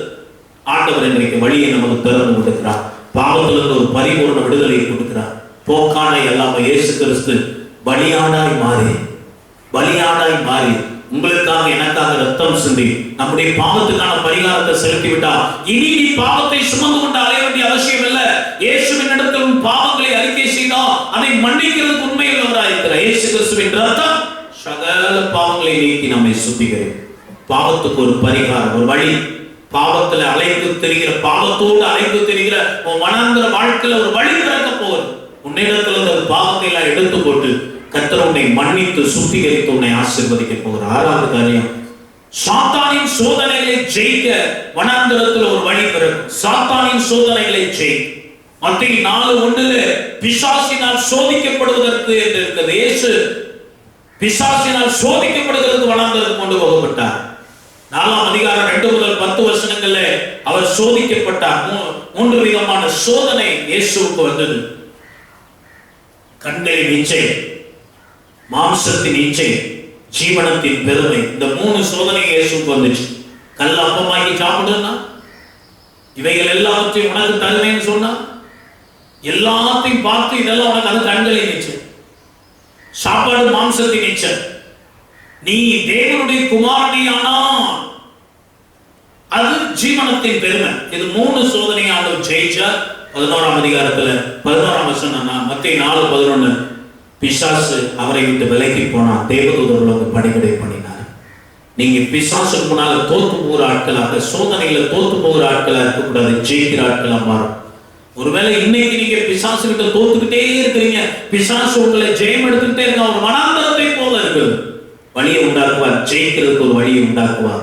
என்னாகும் 14ஆம் அதிகாரம் 29, 32 வசனங்கள்ல இஸ்ரவேல் சபையில பிசாசின் கிரியைகள், முறுமுறுப்புகள், அதிருப்திகள், எதிர்த்து பேசுறது, இதெல்லாம் ஏற்கனவே பார்த்திருக்கோம். இதெல்லாம் மாம்சத்தின் கிரியை, பிசாசின் கிரியை. அது எல்லாம் காதேசு வனாந்தரத்திலே அடக்கம் பண்ணப்படுவது. முறுமுறுத்தவை எல்லாரையும் அடக்கம் பண்ணாங்க. எல்லாருடைய பிரேதங்கள் விழுது.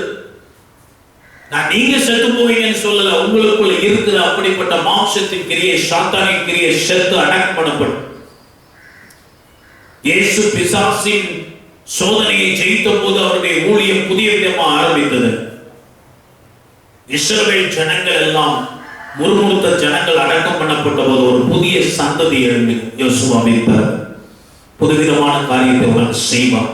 இதோ புதிய காரியத்தை செய்கிற கத்த சொல்ற, பழையதை சாகடிங்க, பழையதை எல்லாம் அடக்கம் பண்ணி போட்டுவிடு, பழையதை எல்லாம் அடக்கம் பண்ணி விட்டு திரும்பி பார்க்காதே, பழையதை திரும்பி பார்க்காத, பூர்வமானதை திரும்பி பார்க்காத, புதிய காரியத்தை கத்த உனக்கு செய்ய போகிற. 7வது காரியம், சாபம் ஆசீர்வாதமாய் மாற வனாந்தரத்துல வழியை திறப்போம். சாபம் ஆசீர்வாதமா மாற. என்னாகும் 24:1 பிழையாம் ஜனங்களை சபிக்க வந்தான், ஆனா ஆசீர்வாதம் அங்கத்துல மாற்றிட்டார். வனாந்தரத்துல வச்சு, வனாந்தரத்துல பிழையாம் ஜனங்களை சபிக்க வந்தான், சாபத்தை ஆசீர்வாதமா மாத்தினார். அதே அதிகாரம் என்னாகும் 24:2 முதல் 10 வசனங்கள் வாசித்து பாருங்க. அந்த இஸ்ரவேல் ஜனங்களுக்கு கொடுக்கப்பட்ட ஆசீர்வாதங்கள் பரவி போய் பாய்கிற ஆறுகளை போல, சந்தன விருட்சங்களை போல, கர்த்தர் நாட்டின தோட்டத்தை போல, கேதுருக்களை போல, சிங்கார மனம் போல கர்த்தர் உங்களை ஆசீர்வதிப்பார். சாபத்தை ஆசீர்வாதம். சாபம் தீர மாட்டேங்குது, எவ்வளவு சம்பாதிச்சாலும் நிக்க மாட்டேங்குது, சந்தோஷமா இருக்க முடியல, நிம்மதியா இருக்கும்போது சாபம். இந்த சாபத்தை, சாபம் என்கிற வனாந்தரத்துல இருக்கிற அந்த வனாந்தரத்தை மாற்றி ஆசீர்வாதத்தை உனக்கு கொடுக்க வல்லவராயிருக்கிறார் ஆண்டவர். 8வது காரியம், தேவனோடு உள்ள அன்பில் இருக்கிற வனாந்தரம், ஆண்டவரோடு இருக்கிற உறவில், அன்பில் இருக்கிற வனாந்தரத்துல ஒரு வழி கிடைக்கும். ஆண்டவரை நேசிக்க முடியல, என் அன்பை ஆண்டவருக்கு வெளிப்படுத்த முடியல, ஆண்டவருடைய அன்பை நான் பெற்றுக்கொள்ள முடியல, எனக்கும் தேவனுக்கும் இடையே ஏதோ ஒரு பிரிவினையா இந்த வனாந்தரம் இருக்கிறது. கவலைப்படாத. உன்னத பாட்டு 3ஆம் அதிகாரம் 6ஆம் வசனத்துல, உன்னத பாட்டு 3ஆம் அதிகாரம் 6ஆம் வசனத்துல நீங்க பார்க்கும்போது, வெள்ளை புலம், சாம்பிராணி, கந்த வர்க்கங்கள் அடங்கிய புகையோடு தூப ஸ்தம்பத்தோடு விட வனாந்தரத்திலிருந்து வருகிற இவர் யார்? அவர் தான் நேசர். உன் நேசர் எப்படிப்பட்டவர்? தூப ஸ்தம்பத்தோடு கூட இணைந்து வருகிறவர், வாசனை மிக்க வருவர். வாசனையை எப்பவுமே யாரும் அருவருக்க மாட்டாங்க, விருப்பம். நம்முடைய நேசர் இயேசு எல்லாரால் விருப்பப்படத்தக்கவர். அதனால தான் அப்படி சொல்லி, வாசனை திறமைகளால் நிரம்பினோம். கதவை தட்டுகிற சத்தத்தை கேட்டே அந்த சாவி துவார, கதவை துவாரத்தின் வழியாக வெள்ளை போல மடியுங்கள். நம்முடைய ஆண்டவருடைய அன்பு அப்படிப்பட்ட எல்லா நாளும் கண்ணீர்கள் உண்மை நேசிக்கிறார்கள் என்று பைபிளில் சொல்லியிருக்கலாமா? நம்முடைய நேசரை எல்லாரும் நேசிப்பாங்க. இயேசுவை விரும்பாதவங்க யாரும் இருக்க மாட்டாங்க. அல்லேலூயா. 8ஆம் அதிகாரம், உன்னத பாட்டு 8ஆம் அதிகாரம் 5 முதல் 7 வசனங்கள்ல மணவாளியை பற்றி சொல்லி, அவள் நேசரை சார்ந்து கொண்டு வனாந்தரத்திலிருந்து வருகிறார். வாழ்க்கை வனாந்தரமா இருக்க நேசரை சார்ந்துகள், இயேசுவை சார்ந்துகள், அவர் மேல அன்பு செலுத்து. அவர் மேல வச்சிருக்கிற அன்பை தண்ணீரை ஊத்தினாலும் வெள்ளங்கள் வந்தாலும் தனியே கூடாது. நேச வைராக்கியம் அக்னியை காட்டிலும் வலிமையாகும். நீ ஆண்டவர் மேல வச்சிருக்கிற அன்பு அப்படி இருக்கணும். சின்ன சின்ன காரியத்துக்கு ஆண்டவரோட விலகி போகாம, முறுமுறுக்காம, என்ன வந்தாலும் என் ஆண்டவரை நான் நேசிப்பேன், என் ஆண்டவருக்காக வாழ்வேன் என்கிற ஸ்ட்ராங் கமிட்மெண்ட். நேசரை சார்ந்தவர். பேதுருவை பார்த்து ஆண்டவர் என்னை நேசிக்கிறாயா, என்ன நேசிக்கிறியான்னு கேட்டது மாதிரி நம்மளை பார்த்து ஆண்டவர் கேட்கக்கூடாது. நீ சொல்ல, ஆண்டவரே நான் உங்களை நேசிக்கிறேன்ப்பா. நீ நேசிக்கிறது ஆண்டவருக்கு தெரியலன்னா, கிரியையில உன் அன்பை காண்பிக்கலன்னா, உங்ககிட்ட இருக்கிற அன்பை எப்படி புரிஞ்சுக்கிட முடியும்? அதனால நீங்க ஆண்டவர் மேல வச்சிருக்கிற அன்பை வெளிப்படுத்துங்க. எந்த காரியத்துக்காக அன்பை விட்டு கொடுக்காதீர்கள். நீங்க ஆண்டவர் அதிகமா நேசிக்கவும், ஆண்டவரை சார்ந்து கொள்ளவும், உங்க வனாந்தரத்தில் ஒரு வழியை கர்த்தர் உண்டாக்கி கொடுப்பார். கடைசி காரியம், தொடர்ந்து போனதை கண்டுபிடிக்க ஒரு வழி. லூக்கா 15:4 100 ஆடு வச்சிருந்த ஒருத்தன் ஒரு ஆட்டை தொலைச்சு போட்டான். 99 ஆட்டையும் வனாந்தரத்துல விட்டு இருந்த ஒரு ஆட்டை தேடி போனான். அந்த வனாந்தரத்துல அந்த ஆட்டை கண்டுபிடிச்சான். அல்லேலூயா. உன் வாழ்க்கையில இருக்கிற எதையோ ஒண்ணு நீ தொலைச்சு போட்டிருக்கிறியா? எதையோ ஒண்ணு தொலைச்சிருக்கிறியா? உன் சொந்தத்தை தொலைச்சிட்டியா? நிம்மதியை தொலைச்சிட்டியா? சுகத்தை தொலைச்சிட்டியா? வேலையை தொலைச்சிட்டியா? ஆசீர்வாதத்தை தொலைச்சிட்டியா? நண்பர்களை தொலைச்சிட்டியா? எதை தொலைச்சிருக்கிற? ஆண்டவர் கொடுத்த அபிஷேகத்தை இழந்து போனாயோ? கிருபைகளை இழந்துட்டியா? வரங்களை இழந்துட்டியா? வனாந்தரத்தை போல இப்ப உணர்றியா? அதை திரும்ப பெற்றுக்கொள்ள ஒரு வழியை கர்த்தர் உனக்கு திறப்பார். அல்லேலூயா. இயேசுவின் பெற்றோர் இயேசுவையே தொலைச்சிட்டாங்க. 12 வயசுல தேவாலயத்துக்கு போயிட்டு திரும்பி வீட்டுக்கு வரும்போது பிரயாண கூட்டத்தில் இருப்பாருன்னு நினைச்சிட்டு அவங்க ஜாக்கிரதையை விட்டுட்டாங்க.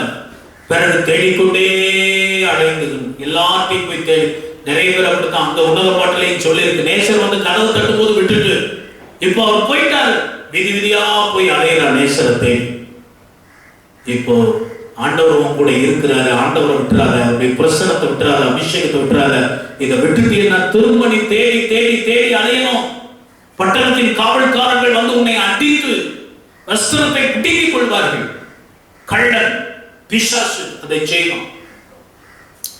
அப்போ தொலைந்து போனதை கண்டுபிடிக்க பெற்றுக்கொள்ள ஆண்டவர் வனாந்தரத்துல ஒரு வழியை உனக்கு உண்டாக்குவார். இப்போ வனாந்தரத்துல வழி திறக்கும் என்ற இந்த ஒரு வசனத்தை வச்சு 9 காரியங்கள் ஆண்டவர் பேசி இருக்கிறார். உன் குடும்ப வாழ்க்கை ஒரு வனாந்தரமா இருந்தா அதுல உன் ஆசீர்வாதத்துக்கு ஒரு வழியை கத்த திறப்பார். கைவிடப்பட்ட நிலைமை, கடினமாய் நடத்தப்பட்ட நிலைமை மாறுபடி உன்னை நீ சார்ந்து உன்னை கொண்டு உன் கையை கொண்டு உன்னை ஆசீர்வதிக்கும்படி கத்த செய்வார். தேவத்திட்டம் நிறைவேறாதபடிக்கு ஒரு வனாந்தரம் இருக்குதா?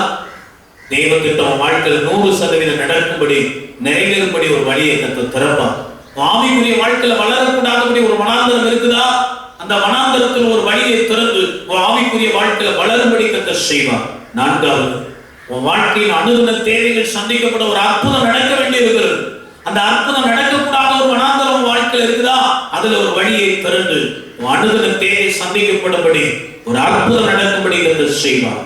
5வதாக, பாவம் தீர்வதற்கு வழி தெரியாம பாவத்தை சுமந்துகிட்டு அங்கும் இங்கு அலைந்து கொண்டிருக்கிறாயோ, கல்வாரி சிலுவையிலே இயேசு உனக்காக ரத்தம் சிந்தி உன் பாவத்துக்கான பரிகாரத்தை செலுத்திவிட்டா நீ சுமக்க தேவையில்லை. அவரிடத்தில் பாவத்தை அறிக்கை செய்து மன்னிப்பை பெற்றுக்கொள். பாவம் தீர வனாந்தரத்தில் ஒரு வழியை உண்டாக்குவார். 6வது, சாத்தானின் சோதனைகள்ல நீ விழுந்து போகாம இப்ப தோற்று கொண்டிருக்கிறாய். சாத்தானை கண்டு பயந்து கொண்டிருக்கிறாய். அந்த சாத்தானை ஜெயித்து முன்னேறி செல்ல வனாந்தரத்தில் ஒரு வழியை கர்த்தர் உண்டாக்குவார். ஒரு சாபம், நான் சபிக்கப்பட்டிருக்கிறேன், என் வாழ்க்கை சாபத்துல இருக்குதுன்னு நினைச்சு வனாந்தரத்துல வாழ்ந்து கொண்டிருக்க உனக்கு இந்த சாபம் ஆசீர்வாதமா மாற ஒரு வழியை கர்த்தர் உண்டாக்குவார்.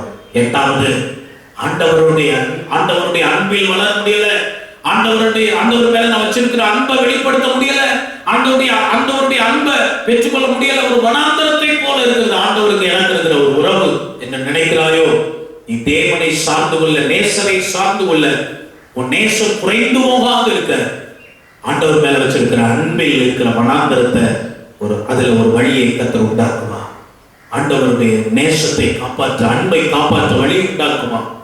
வனாந்தரத்துல கடைசி காரியம், வனாந்தரத்துல துளைத்து போட்டதை மீண்டும் கண்டுபிடிக்க, எடுத்துக்கொள்ள, பெற்றுக்கொள்ள, பணமடங்கு பெற்றுக்கொள்ள ஆண்டவர் நமக்கு உதவி செய்ய போகிறார். கண்களை மூடி முழங்கால் படிட்டு நம்ம எல்லாரும் ஜெபம் பண்ணுவோம். வனாந்தரத்துல வழியையும் அவாந்தர வழியில் ஆறுகளையும் உண்டாக்குவார். எல்லாரும் கண்களை மூடி முழங்கால் படிட்டு கேட்ட வசனத்துக்கு ஒப்பு கொடுக்கிறப்பான்னு எல்லாரும் ஜெபம் பண்ணுங்க. எல்லாரும் ஜெபம்.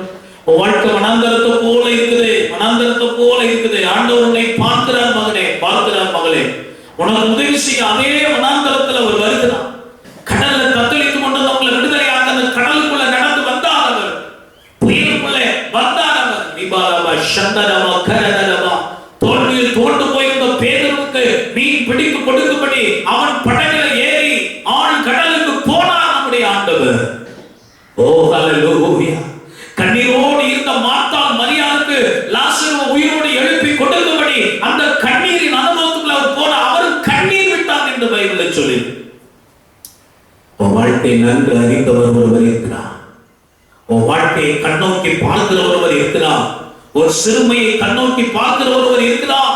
பயப்படாதே மகனே, பயப்படாதே மகளே, உனக்கு ஒரு புது வாழ்வை தருவார். ஏதோ புதிய காரியத்தை செய்ய போறேன் என்று சொல்ற. அதுதான் வனாந்தரத்துல வழி உண்டாக்குற ஒரு காரியம்.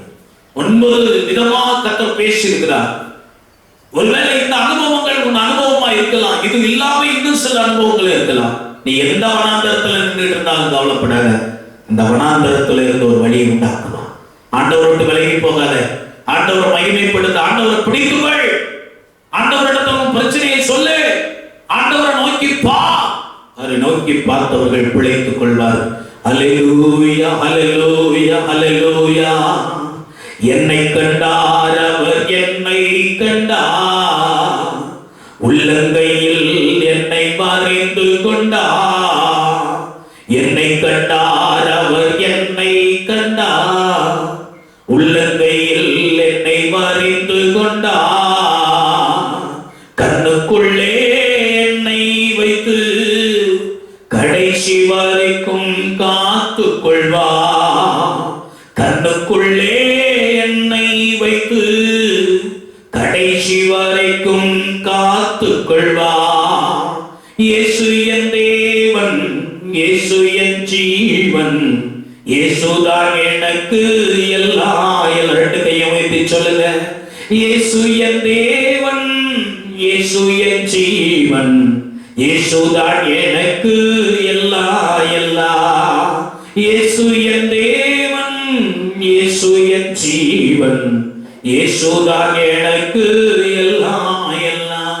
அருமையான தேவனுடைய பிள்ளை, வாழ்க்கை பிரச்சனைகளை, வனாந்தர அனுபவங்களை ஆண்டவருடைய பாதத்துல வைத்துவிடு. இன்றைக்கு ஆண்டவர் உனக்கு இறங்கி வருவார், உனக்கு உதவி செய்ய, உனக்கு ஒரு வழியை திறக்க, உன்னை வழி நடத்த, உனக்கு ஒரு ஊற்ற காண்பிக்க, உன் கண்ணை திறக்க ஆண்டவர் இந்த நாள்ல இறங்கி வருகிறார். தீபாலவா சந்தரவா, நல்ல கையை தட்டி ஆவியில நிரம்பி ஆண்டவரை சோதனம் பண்ண. தீபாலரவா கரரவா, வனாந்தரத்துல ஒரு வழியை உண்டாக்க ஆண்டவர் இறங்கி வருகிறார். உன் ஆவிக்குரிய வாழ்க்கையிலே நீ ஜெபம் பண்ண முடியாம, வேதத்தை வாசிக்க முடியாம, ஆராதிக்க முடியாம தடுமாறி கொண்டிருக்கிறாய், தள்ளாடி கொண்டிருக்கிறாய்.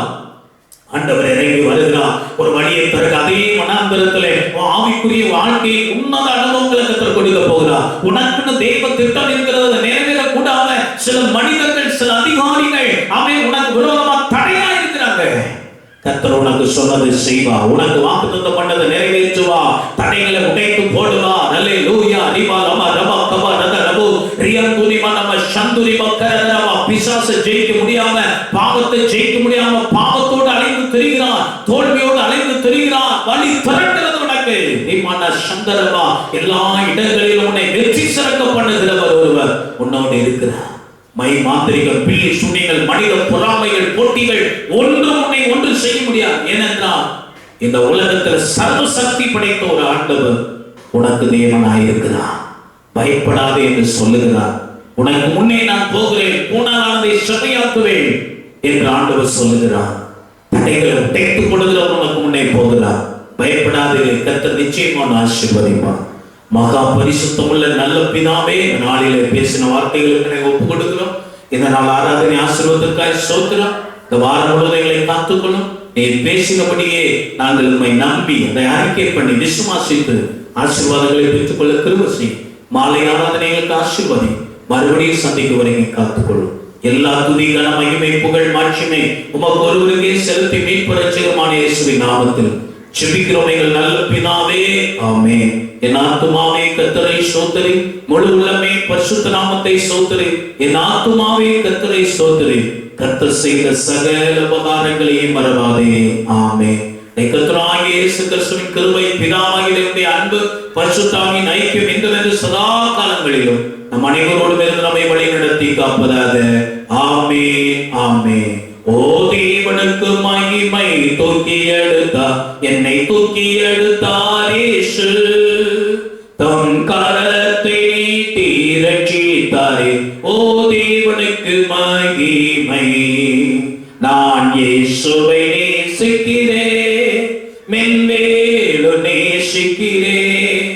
ஆத்மாரையில் நான் நின்று அவரை ஏற்றேற்று வாழ்த்துவேன். ஆத்மாரையில் நான் நின்று அவரை ஏற்றேற்று வாழ்த்துவேன்.